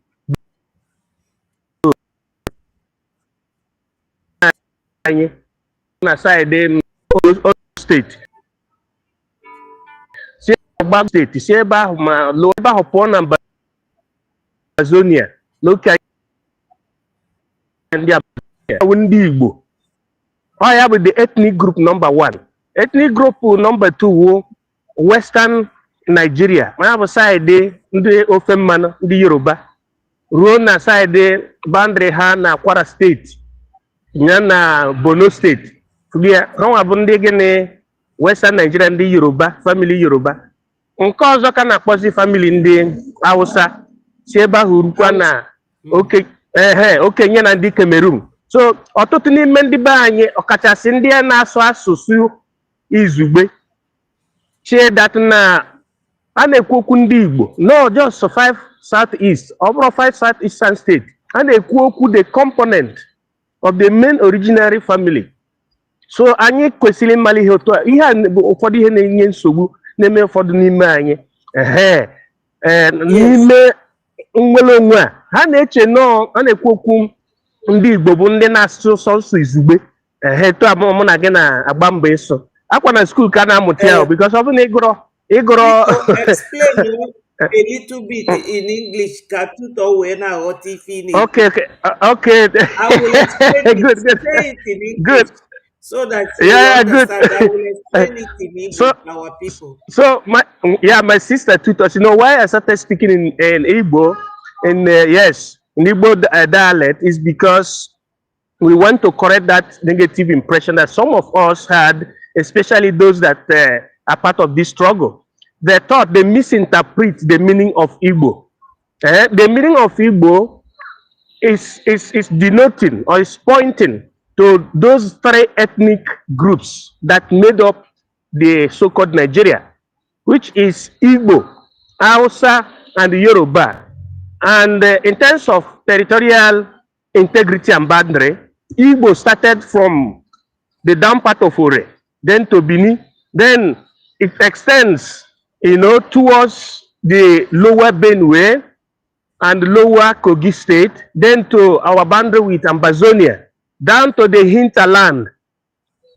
This is called Igbo as an ethnic group in Nigeria. Then, vice versa, the western part has to do with the other ethnic group that is Yoruba, that has its boundary starting from the boundary of Biafra till the boundary with the north, plus and minus where you have Kwara State and their boundary, they know themselves there. Then also from this remaining boundary to their boundary with Cameroon and Ambazonia, there is a place you have Adamawa State. So that is also the third ethnic group in Nigeria. Now, if we are talking about a state, know you where you fall from, know where your people fall from. So I'm trying to let those of our brothers, some of those are our brothers and sisters who misunderstand the concept of Igbo, misplacing it with the dialect, the Izugbe dialect, the one that we are striving ourselves to speak, of which you learn from the school. So that Izugbe dialect is just a part of it, a part of Biafra. Let me say minuscule part of Biafra. Then, if you want to understand the Igbo people, you have to think wider. Think about Idu. When you are talking about Igbo ethnic group, you remember the Idu. When you remember Idu, you know that you have expanded it, you have understood it. Then you remember the Izon. Those that understand it more, who studied the culture from Biafra, will explain to you that there are so many branches that makes up that family, that ethnic group of Igbo. So it is not the Igbo. When we understand this, we must put as a responsibility to protect ourselves by understanding the conglomerate of Igbo in terms of ethnic group, not in terms of dialect that you speak. Then you will know that all those that you see in the southern part of that contraption, all of them are Igbo, and the government is known as, that is the body for self-determination, is known as Biafra. And as it stands today, the government in exile, Biafra Republic government in exile, covers these people, because if you remain under ethnic group, you can never be politically perfect. For you to be politically perfect, you must follow that body, which is the Biafra Republic government in exile. And I said that what our sister was saying was very, very correct. That's why I started, trying to stress on this particular thing. And in addition, our people should understand that there is a difference between ethnic process use and the government process use. And having said government processes, I have to also distinguish the difference between the modus operandi of a sovereign government and a government to become sovereign. Which one do we fall? We fall under a government to become sovereign, that is a government in exile. The process of its management is one that is still enigmatic to most of our people. Now, the status of Briggy, we should understand that the status of Briggy is a corporation. Okay, so the management differs from the way you manage a sovereign state. So it is under the control, statutorily and constitutionally, the control of the person who registered it. Okay, because the government holds him responsible, and that is the person that the government knows, and that is the way it is done, because you are operating under the legality of the registration. Now, whilst a sovereign state is operating under the authorization, recognition by the United Nations and with the country's code number. So we ourselves, we have not yet acquired a country's code number because we are yet to acquire our recognition and sovereignty. But statutorily, we are recognized as a government in exile under the registration of that corporation headed by Ogechukwu Nkere, Honorable. It's somebody that is the base, he is the foundation. Brigi is the foundation of our government, and who registered it is the guarantor. So you fighting against who registered that, it means that you don't know what you are doing. Exactly. That you want the building to collapse. It's like you are trying to interfere with the foundation of a building. Okay, Chukwunkere is more than what you people think. That's why I have been trying to correct some of our brothers and sisters who has been looking down on this man because I don't know the reason and why. Because of the fact that they have personal hatred or they have not come out of the state of the nature. Intellectuals say that the problem of man is the tendency of him coming, leaving himself out of the state of the nature and mixing with the reality with a kind of organized life. So if people are not yet able to remove themselves from the natural status, they can never understand what that man represents without that man being loyal to our prime minister and to the order given by our supreme leader to go and create a perfect corporation or organization that is capable of representing a nation, our interests, that if any time the world asks us our particulars, he presents that, and after the scrutiny, they will have nothing other than to recognize, to say yes, to nod their head and say, this is very correct. Okay, this is the person that they are diminishing. This is the person that they are insulting. They don't know that that is the foundation. And he did not disobey our leader, Onyendu Mazinandi, and he did exactly what he instructed him to do. It is all these people that, it's unfortunate that people who went to school in America, they are trying to tell us now that they buy certificate there. Is that what they are trying to tell us? They don't know simply the difference between the way you manage a sovereign state that has presidency, it has national assembly, it has local government, it has state. We ourselves, we have not yet got that. We are not yet recognized. We are still at the middle of the way. The only thing we have now is that we have this brigade, and without the registration of brigade, we wouldn't have declared or transmobilified the Eastern Security Network into Biafra Liberation Army. We wouldn't have called it Biafra Liberation Army. It is because of that registration, which gave a subsidiary to what you call the parliament, that is the cabinet of Brigi. Cabinet of Brigi is a subsidiary of Brigi R. Brigi as registered. So without the registration, we wouldn't have formed a cabinet. There wouldn't have been a prime minister to start with. Yes. So people should understand the lacuna. Yes. That is, they lack the knowledge of the function of a government in exile and the function of, a sovereign government. A sovereign government must have a parliament. If it is a democracy, it must have parliament. Do we have parliament? No. What we have is, we are not in state. So whatever we are doing must be decided by the entirety of the number of the cabinet members. It's like the replica of the legislature. Now the CRC that they are talking about is a subsidiary again under Brigi and directly under the office of the prime minister, because it was the prime minister that brought out that. And before it became operative, we posed our sigillum. That is, we gave a votation to the establishment of CRC. CRC is like when you establish Bank of Biafra. So it's a subsidiary, it's under the prime minister. So as the prime minister is temporarily not available, the CRC is directly under the acting prime minister. So what they used to confuse people at times is because they said, it was the CRC chairman that sweared in the APM. Yes, according to you.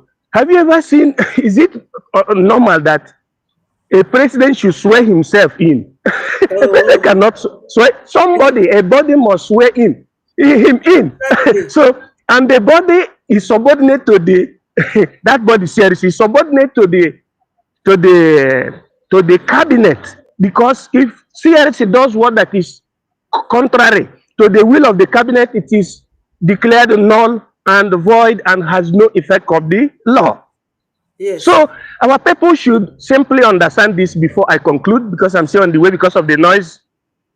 According to the processes of government in exile, a government that is at war, you don't have to fight your foundation. You don't fight your president, neither your head of government, nor your acting prime minister or prime minister, because you are the peak of war. When you, out of ignorance, fight this subject that I'm talking about now, what you have caused is called government crisis, crisi del governo, and you have killed yourself. That is the meaning, that is the interpretation. In political sense, you don't use the sense you use in running ordinary meeting while running a government in exile, because it's very delicate. Yes. It's more delicate than a sovereign state, because a little mistake like this, you will fall. You hear the fall of the government, caduto del governo. That is what it's called. So yes, if you watch the time of Mitterrand and de Gaulle of France during the Second World War from 1943 to 1945, you saw that France was frustrated to the extent that he couldn't even establish a government in exile in France. Where is the capital of France? What is it called? Paris. In Paris. They couldn't establish it in Paris because the effect of Mussolinism and what do you call him again? And the Hitlerism made the people to be suffocated, and therefore they went and established the headquarters of their government in exile, guess where? In the United Kingdom, from 1943 to 1945. The state of Italy also had a government in exile established in a place, although not outside Italy, in an island also known as the island of Brindisi, southern Italy, because of frustration. And all of them followed one leader, their leader. Even it reached the extent that the king, in order for them to win over the Mussolinism and Hitlerism, what you call fascism and Nazism, the king came down from Mount Holybus. That is, he abdicated from his throne and allowed the young person to take charge, and he was the prime minister during the government in exile. So it's a very delicate material of which our people must, the key is follow your leader. Don't fight that foundation. If you fight that foundation, you will become a rebel. And when you go to the court, let's assume our people are so stubborn. It's anything that Ogechukwu Nkere wants that will do you, and I will support him to do it to you. Because you people, some of our people are so arrogant. They know that they don't know this thing. But they will be pushing themselves. Instead of facing the common enemy, look at the way they're behaving our people. They are scattering themselves. Okay, at the site of international community, look at what Ngozi Orebufeoni has done. Now, the only hope is this Briggy. Then you are fighting the Briggy acting prime minister and super parties. You are saying that he's occupying both finance minister. What is occupying is the foundation. He is the foundation of. Sorry for the way I talk. He is the foundation. For real. He is the foundation of this, and we're supposed to hosanna him, panegyrize him, eulogize him, bayajanuku, support him, because he is very genuine. He also brought, the unnumbered support he has been doing. He's everything. When I talk like this, don't, I'm a politician, professional politician. When I say he's everything, it is like that. I am saying it based on political perspective. If he's the one that that the government listens to, government of America listens to. And he's also the owner of the building that was used as our headquarters. He is everything. And he did not impose himself. He humbly accepted to do that job. So our people, those who still have listening in here, they should never fight their leader. garner that your gossip and your fight up to the totality of your submission to him. Okay? Because we're at war. Once we finish war, you can write what you call a linko, the numbers of violations, take it to Biafran court. Then we judge it. The one who wins, Anyakoli Aka. But for now, don't fight your foundation. Eh? The camp of Orabufulani is shattering. And also the camp of these coup plotters are shattering. Now those who has no hand in that should better hear what I'm telling them. I and many other people who are telling them, I've told you today is the foundation, and that is how it is. Come back and follow your leader. Let us face the Janjaweed. You can hear our sister also confirming here that they have strategically planted the Janjaweed. Our enemies have strategically planted their own in positions like the United Nations. He mentioned Pantami. Why is it that we are not seeing this? And we are fighting. That's why I hate those people that indulge themselves in masculinism and feminism, especially from diaspora. Yes. I keep telling them Because they that. don't have the collective mind. Yes. Feminism. That's why the likes of Pharmacy Diana followed that bow without making use of modulo oblongata. Yes. Because us is no more in Africa was the first continent to crown a woman. Africa did not punish women. In Africa, women are called mother of the family, right? Then the husband is called head of family. You see, so people should not go and learn things that are contrary, that are not functional to us, and bring to spoil what we're doing. We must follow our leader, even if that our leader is a small boy. Okay, let me give an example. Because of raison d'etat, reason of state reasoning, we follow him. Who is called Kim Jong-un? Is the president. We call him baby president of the North Korea. He was called upon to become a president. They made him president of North Korea. Before he reached the age of 10, we called him baby president. He grew up inside government house. Why did they make him the president? It's because of the history of North Korea. North Korea fought for resistance and for self-determination under the hands of the United States of America. Like the Vietnam people. So because of our history, we follow the person that we know that is giving us what we want. Forget about English language. English, nobody speaks English. If you go to United Kingdom from Nigeria, you know that you don't understand English. The way they speak, like no. They talk, let's talk about, let's go to America. See the way they speak. See, watch Obama. The way Obama speaks is different from the way Donald Trump speaks. Oh yeah, as yardstick.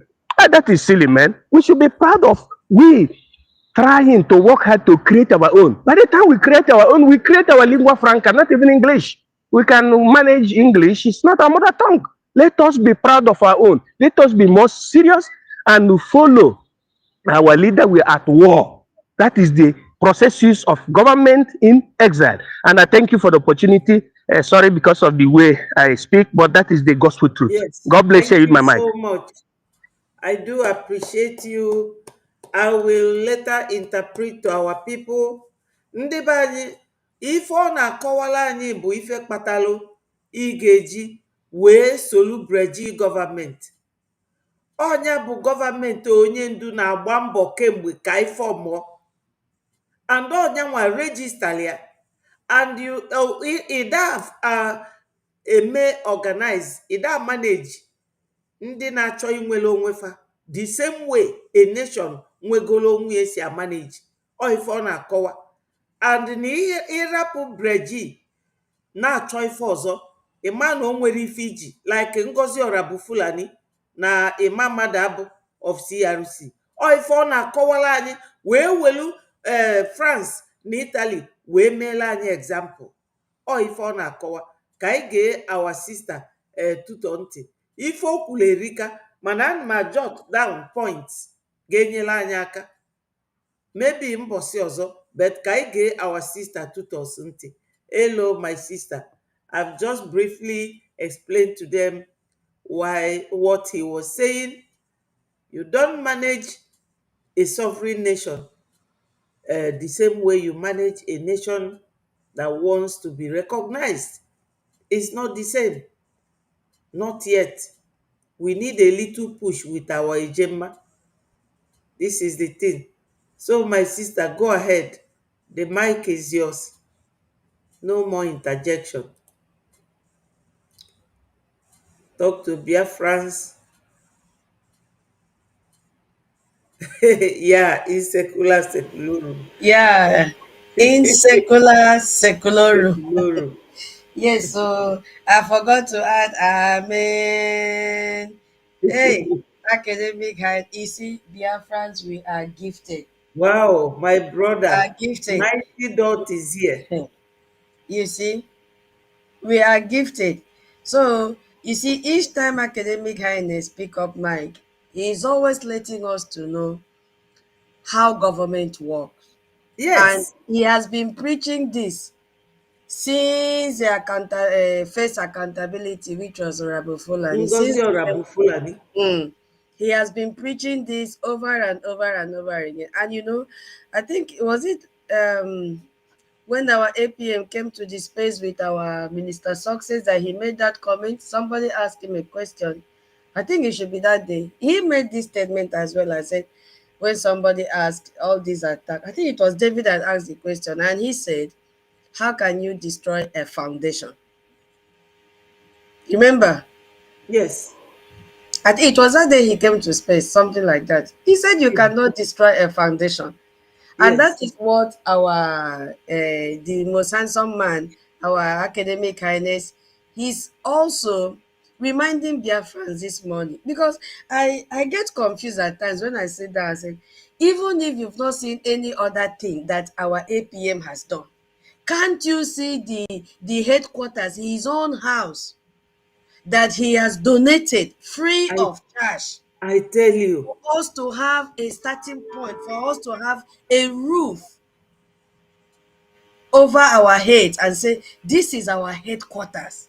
Can't you just clap and honor him for that? Forget about every other thing. For that alone, where is Choma's house? Where is the Okoma's house? Where is it?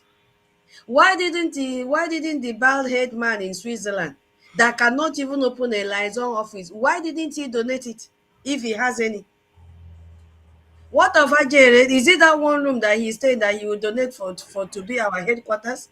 Or is it Adadi or Rama that is patching somewhere? So if you have not seen any other thing, can't you appreciate this man for that single act, that he is not a stingy? Do you think it is easy to donate such a building free of charge for us? my No, sister, it's not easy. sorry to interject you. Do you know this Imam Adabu? He's in Switzerland, isn't it? Not Yes. even one single person from Switzerland was he able to convert Oh, to become a Biafra baptized member. you see? Not even one. Go ahead, my But sister. he is so fast to ask for accountability. Yes. And how much He's, does he he, donate himself? he's so fast to pay flight for all of them that he took to Finland to go and take photo, so that he will come and see what to use and confuse those that they feel they can confuse. Because if you look at the steps those people came out on that day and walk on the street, you know that all these people, they slept together in one place, and they've already had morning meeting before coming out to go to the court. So my people, what academic highness said this morning, it is a wake-up call, especially to those that have been sitting on the fence. Your fence is collapsing and you are still there. When it collapses, where will you fall to? As I said before, look at who is still standing. These people, they know the truth, but they are not for Biafra because of what they are benefiting from the terrorist Nigeria government. Yes. Our brother made a comment one time and said, these people are the ghost workers in Nigeria. All these people in diaspora are fighting against our APM today. They are the ghost workers in Nigeria. They are on the government payroll. I'm telling you. Because before you fight against your freedom, you are benefiting somewhere. and you not want to tamper with that. Shebi have made this time without numbers. Are these people still working?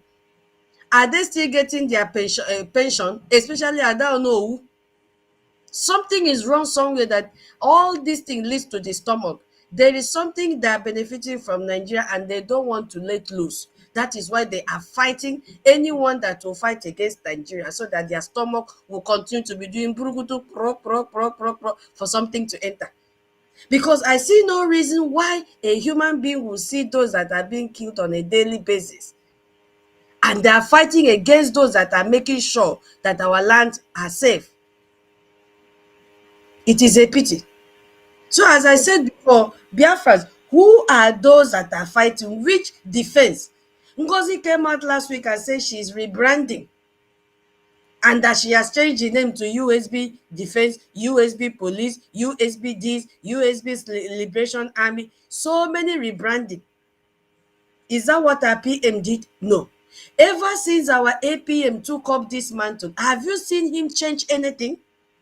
The answer is no. So why don't you follow him and bring your Ije and Ejema? They are the ones that have destroyed everything. Our APM said, no, you cannot stop what is happening. We have to forge ahead. And immediately, he improvised. He gave us another channel to keep on funding. Now, the old website, they have torn it. I don't even know. They have turned it upside down. The APM said they have even altered our bylaws to suit their purpose. Yes. And you are still following such people. I've seen someone here. Maybe the person want to speak Yeah, before. David Nana. Okay. Yeah, he can go ahead. I can pause. Lelo, David, go ahead. Talk to Biafrans. Hello, David. Are you close? Yeah, talk. Yes, can you hear me? Yes, I'm hearing you. Go ahead. Good morning, our Minister Betty. Good morning for keeping up the spirit. Thank you so much for what you are doing for the Biafran people. Your consistency, your courage, your tenacity is top notch. Ne, Otutuoma from here. We appreciate you. Thank you so much. My own tutors, the tutorial That mistress. is, I love to work with I see tutors. you. She's fantastic. Yeah, Tutos is fantastic.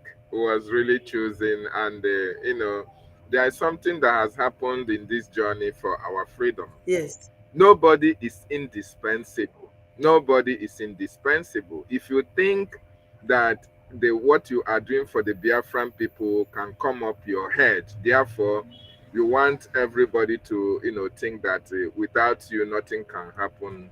I want you to know that if David is not here, if David start to behave like, oh, without him nothing can happen, when God want to replace you, he replaces me with somebody that is bigger or better than me. exactly.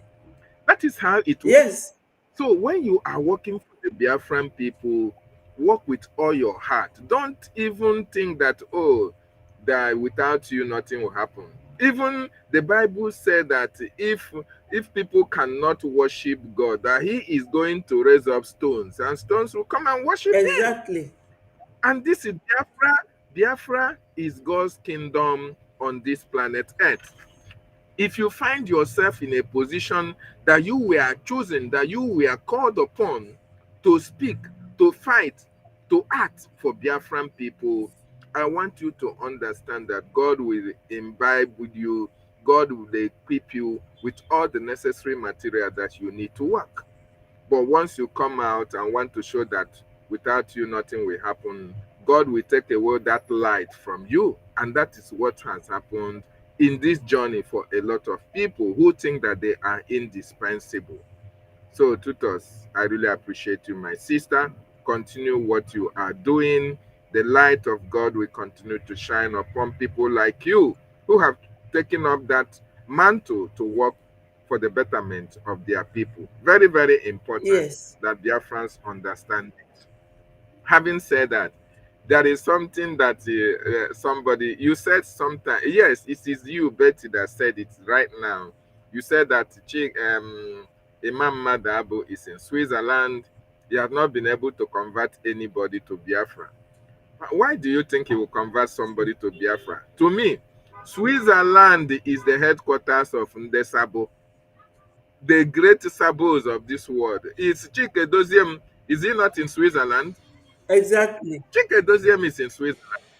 So Imam Madabu is in Switzerland. So, and when you look at Imam Madabu and Chike Doziem, they look very much alike. Like they Exactly. come from the same family. Yes. So sabotage come from their blood. Yes. And of course, how do you somebody who does not like what you are doing, who does not want you to be free, how can he bring somebody that will join you to fight for freedom? No. He has a project that he has come to do in this Biafran Republic government in exile. And that is what he has done. That is why you can be able to understand right now that he's not actually fighting for freedom. They have a plan, they have a project, and that they are executing it at this particular time. But the bad news for them is that no matter what they do, they cannot stop Biafra from coming. Biafra is a light. Yes. Can darkness comprehend the light? No. It is practically impossible for darkness to comprehend the light. So anybody that thinks that he or she can fight against Biafra, you are not going to succeed. So, yes, coming to what you are saying, my sister, it is very important that Biafrans understand that it is Biafra or Biafra. Yes. And at this juncture, if we don't rise up and fight for that Biafra, which have eluded us for a very long time, Biafrans that are listening, I want you to consider how long that this Biafra is being on limelight. Since 1967 to 1970, after the Biafran War, you can see the situation that we, the Biafran people, find ourselves. Biko nwanne mmadụ. And since after the war, yes. Ịma na ndị be anyị si ka ewelu platfọm a ma elufa ebe a ga na-agwafe okwu n'onu be anyị ewe n'iwe. Anyway, Okay. because na anyị nwere tutors around, ngwa gaba n'iru. Okay. Gaba n'iru. Go ahead. Okay. Yeah, thank you so much for reminding me. Yo, dịka nwanne anyị nwaanyị na-ekwu, achọrọ m ka unu chekie, unu tụneke n'uche, unu wetuo uche unu azụ na ihe mere oge Naijiria na ndị Biafra nụrụ ọgụ, nke metụtara ọtụtụ, enweghị famili nọ na ana Biafra, enweghị ezinụlọ nọ na ana Biafra ihe ọgụ a na-emetụta ahụ. Enwe ndị nne ha rapụrụ, nwee ndị nna ha rapụrụ, nwee ndị nne na nna ha rapụrụ, nwee ndị ụmụ ha rapụrụ, enwe ndị ụmụ ha na nne ha misiri ụzọ, enwezighị onye ma ebe ha nọ ruo n'ụbọchị nke taa. Unu nụrụ mkpamkpa niile nke kpara oge anyị lụrụ agha. Mkpamkpa niile ahụ, since a lụchara agha ahụ, enweghị famili iri ọbụla nọ n'ala Igbo nke kwenyere na Naijiria ruo echi. Enweghị. Ọtụtụ ndị nọnụ, ndị si na ha kwenyere na Naijiria wụ n'ihi na enwe ihe ha na-erite n'aka Naijiria. Ọ ya mere eji fụ ha, ọ dịka ha achọghọ ka anyị nwere onwe ya, ka anyị nwee Biafra. No, because ha ma na ọ bụrụ na Naijiria ma na ha chọrọ Biafra, na ihe ahụ ha na-erite n'aka Naijiria na ha agaghị na-erite ya. Ọ ya mere ha nọdụ n'ebe ha na-eriju afọ, na-enweta ego, na-azụ ụlọ, na-agụ moto. Ị na-ekwu okwu Biafra, ha anaghị ekwu okwu Biafra. Yes. Mana ịba n'ime obi ha mkpụrụ obi ha n'idiri ka anyị nwee nnwere onwe anyị, n'ihi na ha ma ivu ha nwa nọ n'ọchịchị, enwe otu ha si wee jehie ụzọ ndị Naijiria achịa ha ọnụ na. Yes. So ka ha na-asọpọtụkwa na egwu dịkwa ha n'ahụ. So ifu na ọ bụghị uche ha, ka ọ bụghị uche aka ha, nkwado ha na-akwado Naijiria abụghị uche aka ha, mana n'ime obi ha chọrọ ka anyị nwere onwe anyị. Ọ bụ ya ka anyị na-ayọ unu, biko unu, oge anyị nọ kịta ugbu a, okwu Biafra erugo ebe o kwesịrị iru karịa oge o ruru mgbe a nọ n'ọgụ agha. Okwu Biafra nọzi na ebe ndị nwe obodo, ndị nwe ụwa, ebe ndị na-ekwu okwu maka ụwa. Ọya gosiri, ọya mere anyị ji wee na-ayọ onye ọbụla ka onye ọbụla tinyekata aka ka enwe ike mee fụ na Biafra dị, Biafra bịara. N'ihi na ndị be anyị si wọ anyụkọ mamịrị ọnụ ọgbọ ụfụfụ dịka anụcha n'elu otu ka njigodi ihe ukwu azịza wee maa atụ. Iweta ukwu azịza kịta esi ka ị gbajie ya, ọ gaghị ekwe gị mgbaji n'ihi na ọ nọ n'ukwu. Otu a ka ọ dị ọ bụrụ na ụnụ bịa, anyị nwa bịa, ndị a bịa weta aka nri, aka ekpe, isi, ụkwụ, ọnụ bịakọta ọnụ wee na-akwado Biafran Defense Forces, ndị na-eche obodo anyị, wee na-akwado Biafra Republic gọọmenti na Exile, nke bụ gọọmenti nke ndị Amerịka mba niile masịrị na ọ ya na-anọchi anya ndị Biafra, wee na-akwado Biafra de facto gọọmenti nọ na ana Biafra nke na-ahụ maka nnwere onwe, ịchụpụ ndị niile a na-egbu anyị na be anyị. Ọ bụrụ na anyị na-ebịa kwado ha, unu ga-afụ na ihe anyị ga-eme ọ gaghị ete aka anyị enweta Biafra. Mana unu na-abịa mmanya na-atọ ihe, mmanya na-agba ihe ọzọ, ngwa na-agba ihe ọzọ, ọ ga-eme ihe anyị na-enwe agaghị enwe isi ọsọ ọsọ. Ya ka anyị na-ayọ unu enyezina Ngozi Ọra bụ Fulani ego, unu atinyeziri na akpa Ngozi Ọra bụ eze, unu egezina ada ndị ụchụ na ndị ha ntị, unu egezina ada Onowu kọsiwa ada Naijiria ntị, unu egezina ha ntị. Unu bie ebe a, unu anụgonu ihe ndị na-eche obodo anyị na-ekwu.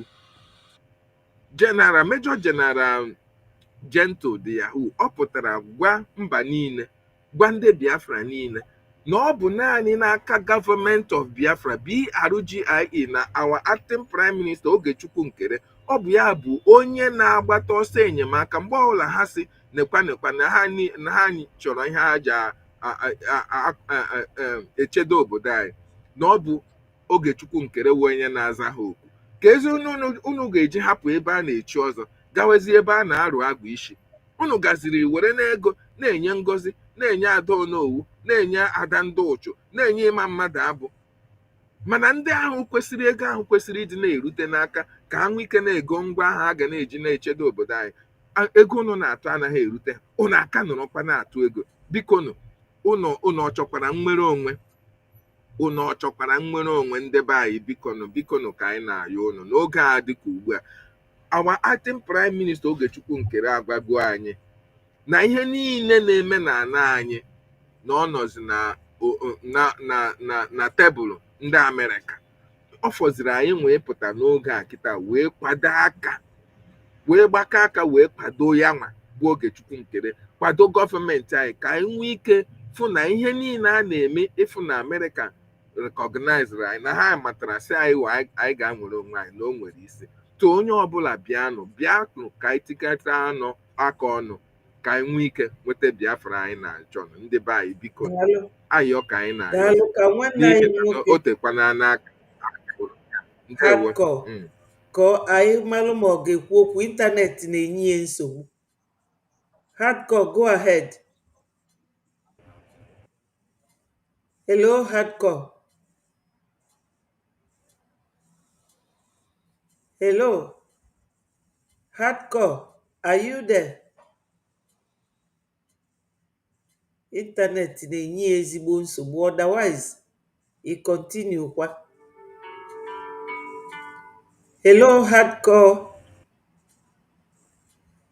I don't think the internet is letting him to speak. Hi. Kwube. Aha, biko nne m ewe n'iwe, you are right. Internet na-apịawa m azụ. Ewo. Even my space, m pụta nne-eweni aka m ka mma ma m ga-apụta ka enye m mic. No way. So m wee mekọta gị ike agwụgwọ m decide go m na weekend a ka nje zụrụ ekwentị ọzọ. M zụrụ nke karịrị nke a na-eji. Enwere ike ibu na-ebu ya adịgo too much. Ọ bụrụ ekwentị, jee upgrade your network system. Agbọgom the company today kọwachara ha sị okay n'echi na ha ga-enebere anya because ndị na-enyezi m nsogbu. Enwere m ike nọkọtacha na nji fonu na akpa m wepụtazie ya Obuna data mada Rosioro. When I subscribe, go and I subscribe every month. I go my subscription and it's going on. I wonder. So Oburia, Kaigari Jebe Fa. Ndo. Ekene gị Ada n'ihi na nke i mere karịsịrị. Ndo. Ọ dịghị izi mmadụ idebe isisi bunye ya ka ya bụrụ. Ọ ihe mere ụmụ Biafra wee baa n'asụsụ Igbo wee bụrụ ebe ga-abụ anyị taa akị anyị tie akị. Onye nọ n'onu anyị a na-anụ ụda akị anyị na-eti. Ọ bụrụ ya ka anyị ji bụrụ ndị Igbo. N'ihi na arapụ isi aka ada arapụ isi aka agba ụrịọm. Arapụkwana ya agba ụrịọm na ọ gaghị ada ụda. Ọ bụrụ ihe mere anyị ji bụrụ ndị Igbo. Na ihe niile a na-ekwu banyere okwu anyị tata na ụmụnne m akpatụsịghị ya aka. Maazị Nnanna ekene gị. Ada Tutọ, Ada zuru ezu, Ada na-eri ukwu anụ, nwaanyị nwere amamihe pụrụ iche, nwaanyị nwere uche, nwaanyị nwere nkụrụ. O nwere ihe ndị Igbo na-akpọ nkụrụ nkụ. Nwaanyị nwere nkụrụ nkụ. A na-asị ekwucha amamihe ekwuo uche ewesizi na mmadụ nwere nkụrụ nkụ. My grandfather ga-asị gị na obi mmadụ ghere eghe ka ji. Tutọ obi gị ghere eghe ka ji.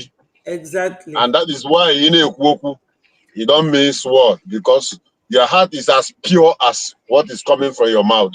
Chike. The world is seeing you. The world is taking notes. Our ancestors are also taking notes. Those who are sincerely and pure in heart. God wants us to know those who are pure in spirit and in heart. No haka edebere ebasa enoba neze. When ekene unu Biafra, MID. Oke gụrụ akwụkwọ. Oke ma akwụkwọ. Daalụ. Amakwa m akwụkwọ mana nke gị bụ na ka isi eme research enyopụsị ihe niile a. Ọ bụrụ na mmewe research otu isi eme mmadụ karị nwe carry over those days. O wee bụrụ ya ịgbanika because ijidego ya bụ ọkụkọ gbuo ya tụchasịa ya ugbene wụọ ya mmiri ọkụ. Onye ọbụla afụgo na ọ dịgo ready for eating. Mana ihe kacha ewute m bụ adịka agwa ntị. Unu bụ ụmụ Biafra. Kwa ụbọchị anyị nọ na X-Space a na-eti gbom a na-ekwu Sonia Kpara wapụtakwa ọ na-ekwu abịa fundraising awa APM pụtakwa ọ na-ekwu na-eti Gentle our commander apụtakwa na-eti bute ụzọ na-eti Babyface a na-eti ihe niile a bụ onu the sound of freedom onu nwere onwe. Maka Igbo onye na-ege m ntị ekwubi ya kwucha tịntịm kpọmkpọm osi na ntị nke abanye osi na ntị nke agafere. Ikpe onwe gị onye akọ na uche, ikpe onwe gị onye amamihe, gwara asị na ịma na Chukwu agọzigo gị na ị nwere ego ịmụ ihe ị kwesịrị ime. Ịkpa na-eche ka ndị ọzọ mepụtara gị ya. Akụgo m ihe a chọrọ ikwu kịta na onu bekee ka m kwuo ya n'onu Igbo. Obodo a bụ o nwere obodo ndị ji emakarị atụ ahụ South Korea. Otu anyị si ebe vakịta ka ha si ebe onu maka na-apụtakwa biko nne. Otu anyị si ebe kịta ka ha si ebe mgbe ha na-azọ nwere onwe ha. Ha na-anụ kitikiti kịtakata kitikiti a na-azọ ha na-ayọ ndị be ha bịanụ tụwa ego bịanụ weta ego onwe ihe ị nwere nke ọbụla ị ga-eme ọ bụrụ na ị ga-abanye nwa amị bịa banye amị nke ọbụla ị ga-eme ndị ji ego because na ha nwere connection kpọpụsị ụmụ ha obodo oyibo mgbe osibe ike ha kpọrọ ụmụ ha gbapụrụsị obodo oyibo nọrọ ebe ahụ bikọrọ ndụ atagị ndị obodo atagide afụ. O nwere mgbe o ruru ụmụ nwaanyị obodo a wee gbakọnọta wee were ọla edo iyeri ọla ntị ha na ọla onu ha ọla edo nke ndị oyibo kpọrọ gold wee tụkọta wee ju nnukwute trela ụmụ nwaanyị niile nọ n'obodo a wee buru ya wee jebunye gọọmenti ha wee si biko na were na ihe a onwe ka unu si eme ya mee ya kpọtụ si dozie ebe anyị ka ụmụ nwaanyị ghara ịnwụ ka afụfụ ghara igbu anyị. Obodo a na-agwa gị kịta Chineke mere m ebere. Obodo a na-agwa gị kịta ndị a ji ego na-esi isi mana ndị enwekwafu mmanụ enweghị mineral resources ọbụla ha onweghị any mineral resources ọbụla ha nwere sọsọ ha ma bụ ha dị ike ọrụ ha nwere indọstrị ha nọ into production onye ọbụla na-agba mbọ onwe onye nọ lazy onye ọbụla eteta ụrụ ụtụtụ onye ọbụla na-agba tikatika kọsọ onye ọbụla ma ebe ọ na-eje obi ahụ ka ha ji wee nọrọ ruo tata mana o nwere ihe nji wee kọọ ya bụ akụkọ n'ihi na ịbịa n'obodo a kịta onye nwere first class citizen nwee second class citizen ndị agha na-atụ ụtụ mgbe ahụ dịka mụ na gị si atụ kịta ndị agha na-atụ ụtụ mgbe ahụ akwa ha afa ha dịcha n'akwụkwọ kịta ha niile bụcha first class citizen ndị nke tụtụrụ nwa obere bitere gbanaga agụnyesi aha na se like ndị otu ama ka a ghara ịkpọ onye ọbụla afa ka ha ghara ifiru na ha nwere hope because onwe onye nwere hope ọ Biafran court will decide ụlọ ikpe Biafra bụ ihe ga-ekpebi mana o nwere ndị jekọtara ndapụ gaa n'azụ ndị nke ahụ akpọrọ ha second class third class citizen ọ ndị nọ n'isi riberibe chazie onwe nke fọrọnụ o nweziri ndị bụ final gwogwo ndị nke ahụ enweghị ha chi ha na ọdụ ka ndị bịara abịa na be nna ha na ana nna ha arụ eme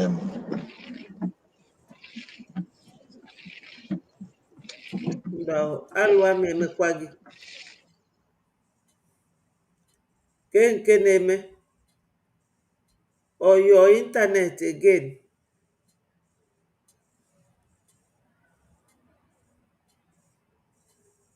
Hello, hardcore.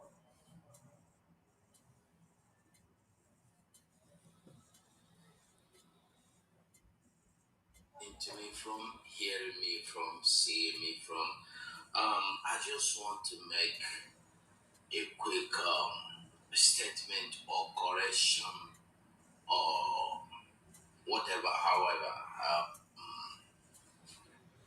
Hardcore, are you there? Your internet is at it again. Yes. Ndị be anyị, o nwee nwanne anyị nwoke bịara ebe a. Oge afọ ọ ya, nwanne anyị nwanyị bụ Tutos. Tutos sikwanụ na Akwa Cross. Ịma na anyị bụ Biafra, anyị erika. O nwee ndị ada anụ asụsụ anyị. Anyị nwa ada anụkwa asụsụ nke fa. I hope na some of you can knock around. Mighty Dot, Nonso Victor, are you still around? Kindly indicate by writing something, yes or no. Thank you. At the comment section. So, ndị be anyị, unu mana anyị anọgo ebe a, anyị bido by 20 minutes past 9. And kita 10 minutes to 12. Ka anyị ghara ime ka ọ dị too long maka ndị na-ege from home. Ịma na fada enwe data to listen.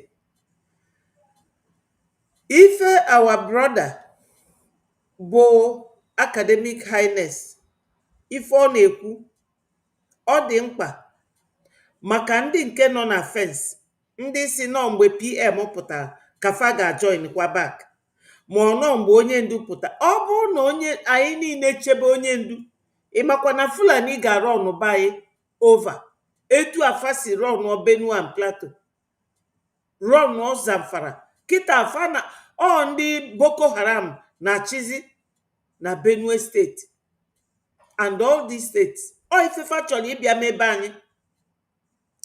And dịka nsi gwa unu before yesterday, I think ekwuru m ya nya, bụ na Hausa bụrụkwa ndị na-akpọ isi anị.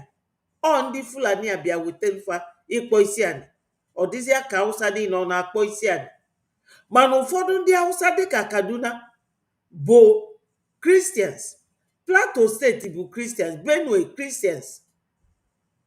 Mana Fulani a na-achọ ịrọ na onye ọbụla over. Ọkwa ndị bịara abịa. Ife melufa ji wee nwee ike bụ maka na nwa bekee na-asọpọtụ fa. mana anyị nwere onye na-asọpọtụ anyị karịkwa awa ejemma and eje ọgwụsịa ife anyị ji asọpọtụ onwe anyị. We cannot give up. That our brother academic highness o kwuru si na onye dịka our APM na onye bụ isi kịta and eziokwu ọkwa ifu this government ọ dị registered and ọ nafia eregister ya na his name and PM na ụka nwee register ya maka ụfọdụ n'ime unu na-asị aghọtarozi nke na-eme bụ na obreji unu egezi na ndị apụrụ apụ ntị nọ ndị sabo ndị Nigeria na-use. Please my brother Mighty Dot, join kenem, click the link, join am. Don't open your video. Gwa ndị Biafra okwu ka ndị be anyị ghọta no Maazị Oge Nkere na chi anyị kịta like any other Biafran. Etu a ka Ụwazurike si mee nke, etu a ka onye ndu si mee nke. PM bịa as a disciple of onye ndu. Anyị niile bụ disciple onye ndu. Ọ bụrụ na ịnọdụ na fence a na-atụ ego eje mma ma ọkwa na-eje isi na ime eweta ego na ime abịa nọọ mgbe onye ndu pụta. Etu a ka Fulani si wee rụọ n'Ụkwara steeti yuzuo ndị amị na 1963. Colonel Nwobosi confirmed it. No fanwa ka Fulani Sardauna of Sokoto and Ahmadu Bello Abubakar Tafawa Balewa yuzuru na 1963 wee rụọ ndị Yoruba over. Ọ Yoruba nwekwara steeti mana kịta ọ Fulani na-achị Borno. So unu ama na-eme expect from APM too much maka na ya bụ nwoke ife obu n'isi karịrị. Unu mana anyị nwa bụ Igbo na-asụ Igbo maka na Igbo erika. Anyị nwa bụ ndị na-asụ ya asụ. Anyị dị isi ike. Ọchịchị anyị adịrịzi. Onye ndu said it. Maka ebido m follow bụ onye ndu from 2015 wee lukwa kịta or even 2014 because I may follow Ụwazurike since after the war. Wee follow gidi onye ndu bido m sobekwa onye ndu. A move from an inch because ịbata ịnanya kedu ebe gọọmenti dị ebe a ikwulu de. Ọ bụrụ Ngozi sikwa gị Ada ndị Uchu sikwa gị Remigius sikwa. Ndị a bụ non-entities. Ndị enwere ike ime common research wee bịa gwa gị nke bụ eziokwu na onye bụ onye register this breji bụ Oge Nkere, our prime minister. Yes, biko ụmụnne m join anụ m ka unu gwa ndị be anyị okwu na ofu asị na agwa ofu onye fụrụ na aghọ eke. Unu bata na agwa ndị be anyị okwu ka fananụ ọtụtụ voice ndị nke kwụsị na-apụgo ka fananụ ka ọ ghara ịbụ sọsọ mụnwa na ndị be anyị siri ike. Ọ bụrụkwa na m kwuru it is a statement of fact. O eziokwu naturally anyị bụ ndị isi ike and that is one of the reasons why o ji afịa Fulani arụ to overwhelm our people. Kita feje kampụ n'Okigwe gbuo ndị be anyị ebe isi atụsa na main road. A very young man fagbuo ya bee ya isi. Mmadụ dịka Osino Amaroma Fafa niile Katapila na ndị otu Uruagwu all of them ebe kuo dịka I don't know them na ndị governors wee na-anụrụ ndị Fulani ọgụ. Unu afro na onwe ife na-eme ndị be anyị n'isi mana ndị ogologo akpịrị. They are protecting their looted fund. Ego fazusi n'ori o ifefa na-protect maka na fa mana Fulani bụ corrupt people and ego Fulani ji eme ife abụrụ ego fa maka Fulani bịara abịa. Anyị ga na-akụ ya ka mgbịrịmgba to your ears every day. Mbịa ahịa ife nga na-agwa unu maka na ọ dị ka unu aghọtarọ. Ndị a bụ ndị bịara abịa fakiarọ ego mana fa nwere ike were ego the whole world mana ọ dịrọ possible. We will not allow them to take over our land. Need the link here buy.stripe.com. Very easy to use. www.biafrarepublicgovernment.org. another easy one to use. Unu mani mamadu abu na azu wee welu our link PM wepute ife niile bụ structure PM wepute, they are destroying it. Fe mebisige na chi mebi everything. So dịka nsi agwa unu, this Breji government onya bụ government a onye ndu na-achụ kemgbe ka ya form alliance with America ka o register ya. Ọ maka registration this Breji ka anyị ji wee nwee legal power wee na-eme ife anyị na-eme abroad. Ndị dịka anyị nwa na-ewepụta iru anyị etu a bịa na-ekwu okwu. Mmadụ dịka Biafra Unite, anyị amara ụka ọ dị, anyị amara onye ọ bụ. Anyị nwa bụ ndị nke a anyị na-ewepụta iru anyị ka anyị gwa ndị be anyị okwu. Abụrọ m robot. Unu afụge ka esi ama onye ị ga-eso bụ onye ji gọọmenti. Onye ji gọọmenti ya nwa regista gọọmenti. PM nyere ikike ya regista ya. O registara oge PM nọ, so registara ya na nzuzo. Ya nwa bụ onye wetara ụlọ anyị ji wee mee our office na Baltimore. O nwere onye n'ime unu ga-enye nwaanyị unu ya, mana o nyere ya unu.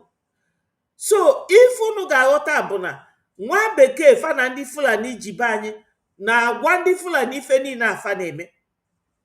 Anybody na-achị anyị, they want to pull the person down using whoever they like.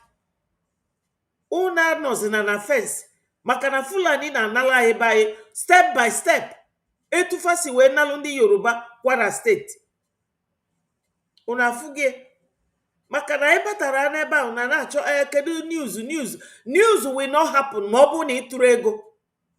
You will not get any news. Ọ ka anyị na-remind unu of ọlụ dịla anyị niile. Ọlụ dịla anyị. Freedom fight ọ bụrụ ọnụ ka eji fight ya or gossip. Unu pụta na platform Adadiorama unu eluo 1000 2000 ọ na-awụnye unu fake news n'isi. Unu aga na Madam Vam ọ na-akọgheri. Unu amara na ọ dị frustrated na APM exercise his power wee chutuo ya. Ọ ife bụ iwe. Ọ sị na APM nyere ya $1,000 $4,000 $300. Unu afụgie a na-enye ọ na-eri. A na-enye ọ na-eri. Adadiorama APM gorie laptop. Kedafia nke a na-akpọ ya bụ Biafra Disunite. Mgbe ọ chọrọ ile platform ya, you all know about it. Onye nyere ego, kedu onye nyere ego ji wee kwụsị ilie? Ọ ya bụ APM. The same man kafa na-agba mgba. Unu afụgo na onye niile bụ ebetrayer o nwere ụdị ọnwụ fa na-anwụ. Ka m kọwara ya unu. O nwere onye a na-akpọ ka ezikwa fia na this Bible something. Onye na-advise David or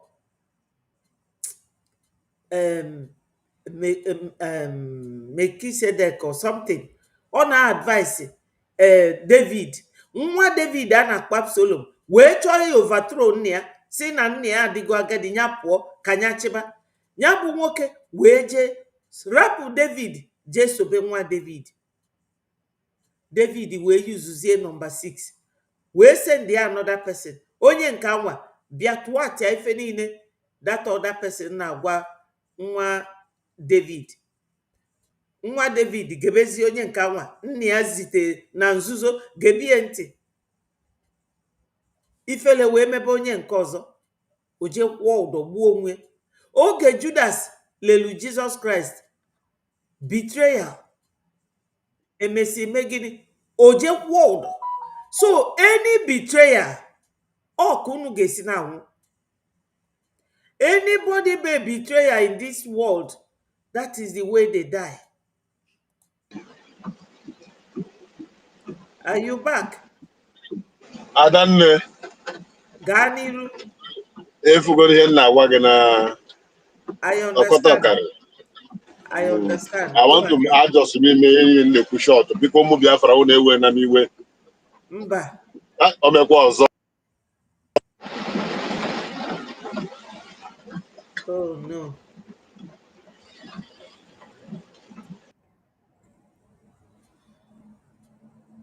So ndị be anyị dịka m si ekwu before our brother join here, o nwere ife dịka onye ka ị na-eso. Onye ị ga-eso bụ onye ji breji ya na ndị lawyers nọ together, ya na ndị lobbyist nọ together. That is the only government nwelu legal entity power. Oh, that this same government nyere anyị power iji eme ife anyị na-eme n'obodo a. Otherwise ndị anyị nọ na befa asị na anyị bụ terrorist. Unu afụghị unu ma ebe nọ nọ ndị na-ebelive n'ọfa nwe isi ụwa, ndị be Eliza fa believe n'ọfa na-achị ụwa, and ị na-anya fa na-achị maka na fa nwere ụmụnne na Russia, fa nwere ụmụnne na America, fa nwere ụmụnne all over the world, Australia, Canada. Ndị mbi na befa fa agbanyere ụkwụ agbanye naanị ọnya ka fa ji asọpọtụ ndị Fulani. Mana nke kịta fa bịaziri late, fa ebugo mmanụ niile na gas niile fa ga-ebu wee na-asọpọtụ Fulani. Fulani ya na-egbu anyị, fa mechie ọnụ. Onye ndu bụ onye befa, fa na-ekwu pim ka ife ga-emegide unu mee unu n'ụwa unu ewee mara ife. Fulani dị serious. Ndị nke a na-ebu gas na-ebu mmanụ free, then Fulani choose take that opportunity an advantage wee chịkọta anyị niile kponye n'ọnụ taa. Unu ga-ekwe? Unu ama ekwe atọ ka ife dị etu a mee. Ọ bụ na PM na-eche onye ndu ka ọ pụta, onye ndu ọpụtago now 5 years, ịmara na Fulani akaron ga ya over. Ọ because na PM kwechiri etu a Maazị Oge Nkere our APM si wee kwechiri. That's why una sizina Ahitofel.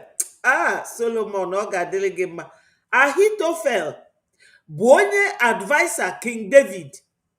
Nwa King David bụ Absalom wee sị na ya chọrọ i overthrow nna ya, na nna ya akago ya ji ezuo ike. Nna ya ji wisdom okenye wee na-achị. Unu amago ka young people, ndị youth si eme ife gidigidi gidigidi gidi. Unu afụghị? So Absalom kama ọ ga-esolu David, o je solu nwa Ahitofel, o je solu nwa David wee gbaa David na onwe bụ the king, gbaa ya mgbe okpuru. Ụdị a CRC na Ngozi na-agba Biafra kịta. Etu afụ ka Judas si wee lekwa Jesus Christ. Judas kwụrụ ụdọ, Ahitofel na-abefaje kwụọ ụdọ. Oge ọ chọpụtara na mgbe ọ na-agba David with Absalom nwe na ọ ma wọkụrụ ya. So onye niile na-agba mmadụ mgba n'ụwa ọ na-anwụ ọnwụ ifele, ọ na-end up badly. Recently anyị nọ na space Success abịa kwuo okwu sị na onye ndu si anyị chedo APM with everything in us.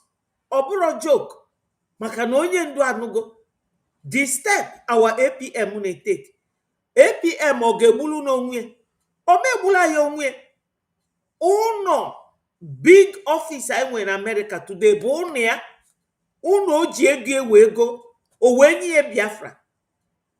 Ndị anụnwa na-agagharị na-akọgheri na-ekwu nonsense sabotu akafabụ. Ụdị ife Ahitofel mee David ọ ifefa chọrọ ime Biafra, mana o nwere ifefa ga-emeta anyị because APM o ji breji jisie ya ike. He guided against all attacks, and na ị ga-eje jide wee tukpuo ya dịka PM na Finland. Finland bụ ndị agụ. Finland eluro dịka Enugu steeti. Fad only 5,500,000. Enwere ike ije America je jide APM. No way. So na anyị ga na-aga n'iru na-atụ ejemma ọgwụsịa ife anyị nwere ime now. Anya ebugo flag agba anyị egbe. Anyị agụgụ egwu gagharịa agba anyị egbe as IPOB. Kịta anyị metamorphose go wee bụrụ Biafra Republic, government in exile. And ọ bụrụ na ị bụ ezigbote onye na-achọ Biafra na ịchọ ka Biafra bịa, ife ị ga-eme bụ ịjụọ kedu ife ga-eme ka Biafra bịa. Asị gị na ego. Ama m na ego adịrị izi mmadụ isi na-akpa ya wepụ ego, mana ịmalụ that na Biafra bịa na anyị ga-adị ka Amerịka, na anyị ga-adị ka Dubai. Jee nene Burkina Faso kịta ife that young man na-alụ. Ọ bịara only 2022 ka o tekili over. 22, 23, 24, 25, almost 3.5 years. Na mkpamkpa ọ na-akpa na befa. Etu a ka ọ ga-adị Biafra. Because oge anwa anyị ga-ejizi aka anyị na-ele mmanụ anyị anwa, na-ele gas, na-ediscover kwa more minerals. Maka na ba anyị Chukwu gọziri anyị agọzi. Ọ ba anyị bụ that Garden of Eden a na-ekwu okwu na Bible. Gwa m all over the world kedu ebe unu golo ebe Garden of Eden dị? O nwere, ọ na ba anyị ka ọ dị. Ya ka ndị ọcha na-eyuzu ndị Fulani ji wee na-ekpuchi anyị ka anyị ghara ikuni bụrụ ife anyị ga-abụ. And my people, there is no other way we can do that other than ịtụ eje tụọ ejemma using these links dị ebe a. O nwere onye gasị na ya da-afụ link a. Maka ọ bụrụ na this link bụ ebe ị ga-abịa iklik enya inwee 100 million, unu aka dị na-eklik gị oge ọbụla. Go and click this link na Google, kwụọ ụgwọ there. Ọ bụrụgodu one eje, ọ bụrụgodu one ejemma, tinye na ọ ga-abala anyị uru. Ọnya bụ isiokwu niile anyị na-ekwu ebe a. Ejemma, ejemma, ejemma. Nigeria ike agwụgo fama na anyị ekwechirigo na kịta ife anwa Major General Effiong gwalfa after the war, oge fa na-enye our parents 20 pounds ka iwetegoro 1 million Biafra shillings after the war, fenye gị 20 pounds. Effiong wee gwafa ọ bụ na unu enedoro these children very well, that they will rise up. And my people, we have risen up and we are not going back. Ọkwefo nwugodechi Biafra ga-abịalele. Ndị ọzọ continue. All relay match.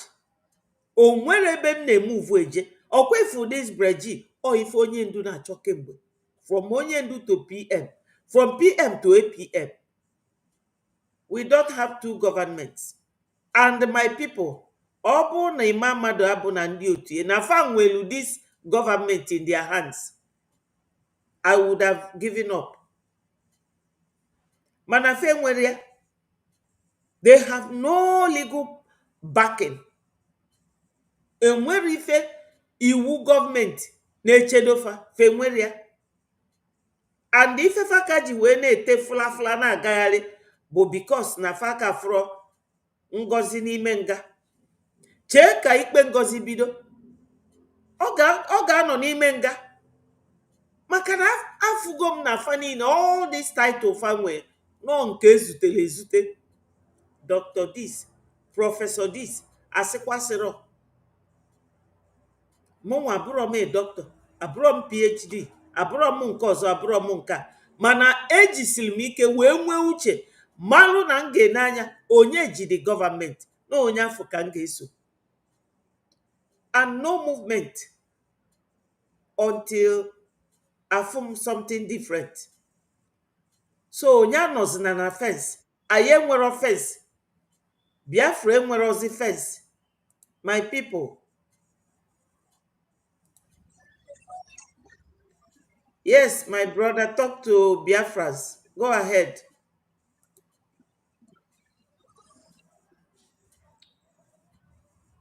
Hello, okay, go ahead.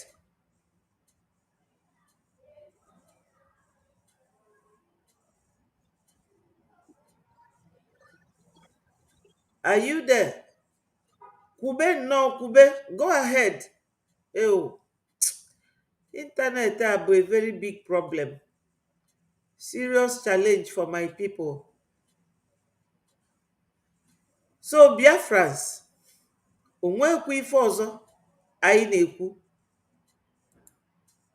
While we are waiting for this person to see ma If you do not okay, believe in what we are doing, then you better listen get to out. onye ndu. We're not going to stop. God knows we can never stop until Biafra is restored. If you do not believe in what we are doing, then you better get out. We're not going to stop. God knows we can never stop until Biafra is restored. We are peace-loving people. We abhor death and killing of another soul. It's in our nature, that's how we are. But because of that, they have been coming and killing us all these years. We've kept quiet. They've been killing and killing and killing quiet. We have a case. They've been killing and killing and killing. Unu na-anụ ya? Nke a na-eme n'Okigwe kịta. Fa ma egbusi ndị be anyị. Fa na-egbukwa anyị, anyị ga na-egbukwa fa. Maka na our men fa na-agbani. Ọ unu nwaka BDF. Chukwu okike abịa ma ga na-echedo unu. Ọ ga-echedo unu. At the ICC. We have a case at Africa Union. We have a case at what else again? Pending before the UN in New York. We've been to Geneva to tender our case. Before UN, till today, nothing. In fact, the more we complain to them, the more they come to abduct and rape our children, the more they come to kill us, the more they want to take over our land and our forests. And who told them that's going to be possible in our time? In a movement that I lead. Yes. Who told them that is going to be possible in our time? In a movement that I lead. So ndị be anyị unu ga-agbachizi nkịtị. Yes. That is it. Flogsy, you are correct. Right on point. Onye kwetero n'ife anyị na-eme ya get out. Ọ ife onye ndu kwuo. And the Flogsy is echoing it. Onye kwetaro n'ife anyị na-eme ya get out. Anyị chọrọ Biafra. Anyị achọrọ Nigeria. Ụfọdụ n'ime unu nọ na-emegheri na-eme ka ndị agbara ọgwụ n'isi. Unu amarọ na Nigeria tosiri ibu 10 to 15 nations. Nigeria na Europe bụ the same size, very massive. Europe nwe 44 nations. Go and Google it. Fa wee jikọta Nigeria niile. Kpolu Oduduwa tinye, kpolu Biafra tinye. Ka o wee dịlụ fizi. Since 100 years. From 2014 ka o mee 100 years. Go from 2014 to 2025. How many years? It's not working. And it can never work.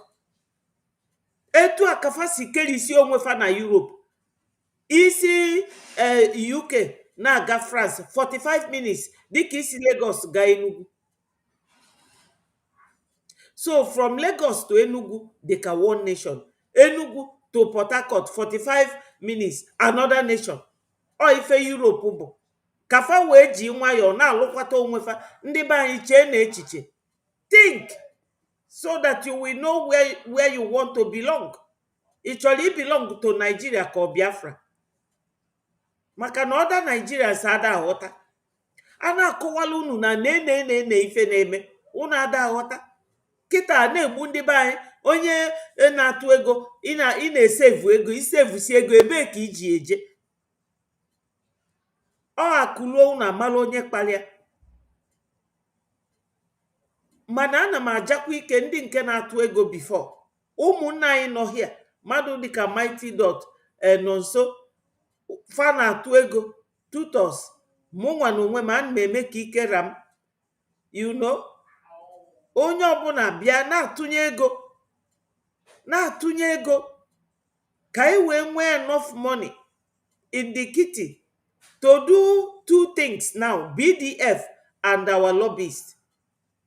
ka e wee recognize anyị maka na ọda recognition bụ ife ji anyị today. Ọ ya ka Naijiria ji aghọgbu ndị UN na asịlfasị no internal fight no ọgụ nwanne na nwanne. Anyị na fa bụrụ nwanne, anyị nwere forgiveness. Ndị egbugo anyị enough, fa egbugo anyị enough. Na nkefa gburu na Okigwe nwanne nya bee ya onu, buru ozu ya dọba na main road, see ya foto tinye n'ịntanetị. Unu amara na ọka terrorist si eme na fa bụ coward. Egwu ka fa na-etinye anyị n'arụ. Oge PM na ebe a fa si na PM mere nke a sịkwa nke a sị nke a. Kịta na ụfa ji PM jide onye ndu. Why o jizi ka njọ now? Why o ji ka njọ now? So no, this our eje manyere anala ya ka enweta recognition now. UN agwazi afa na ọ bụrụzi internal fight, no nation to nation.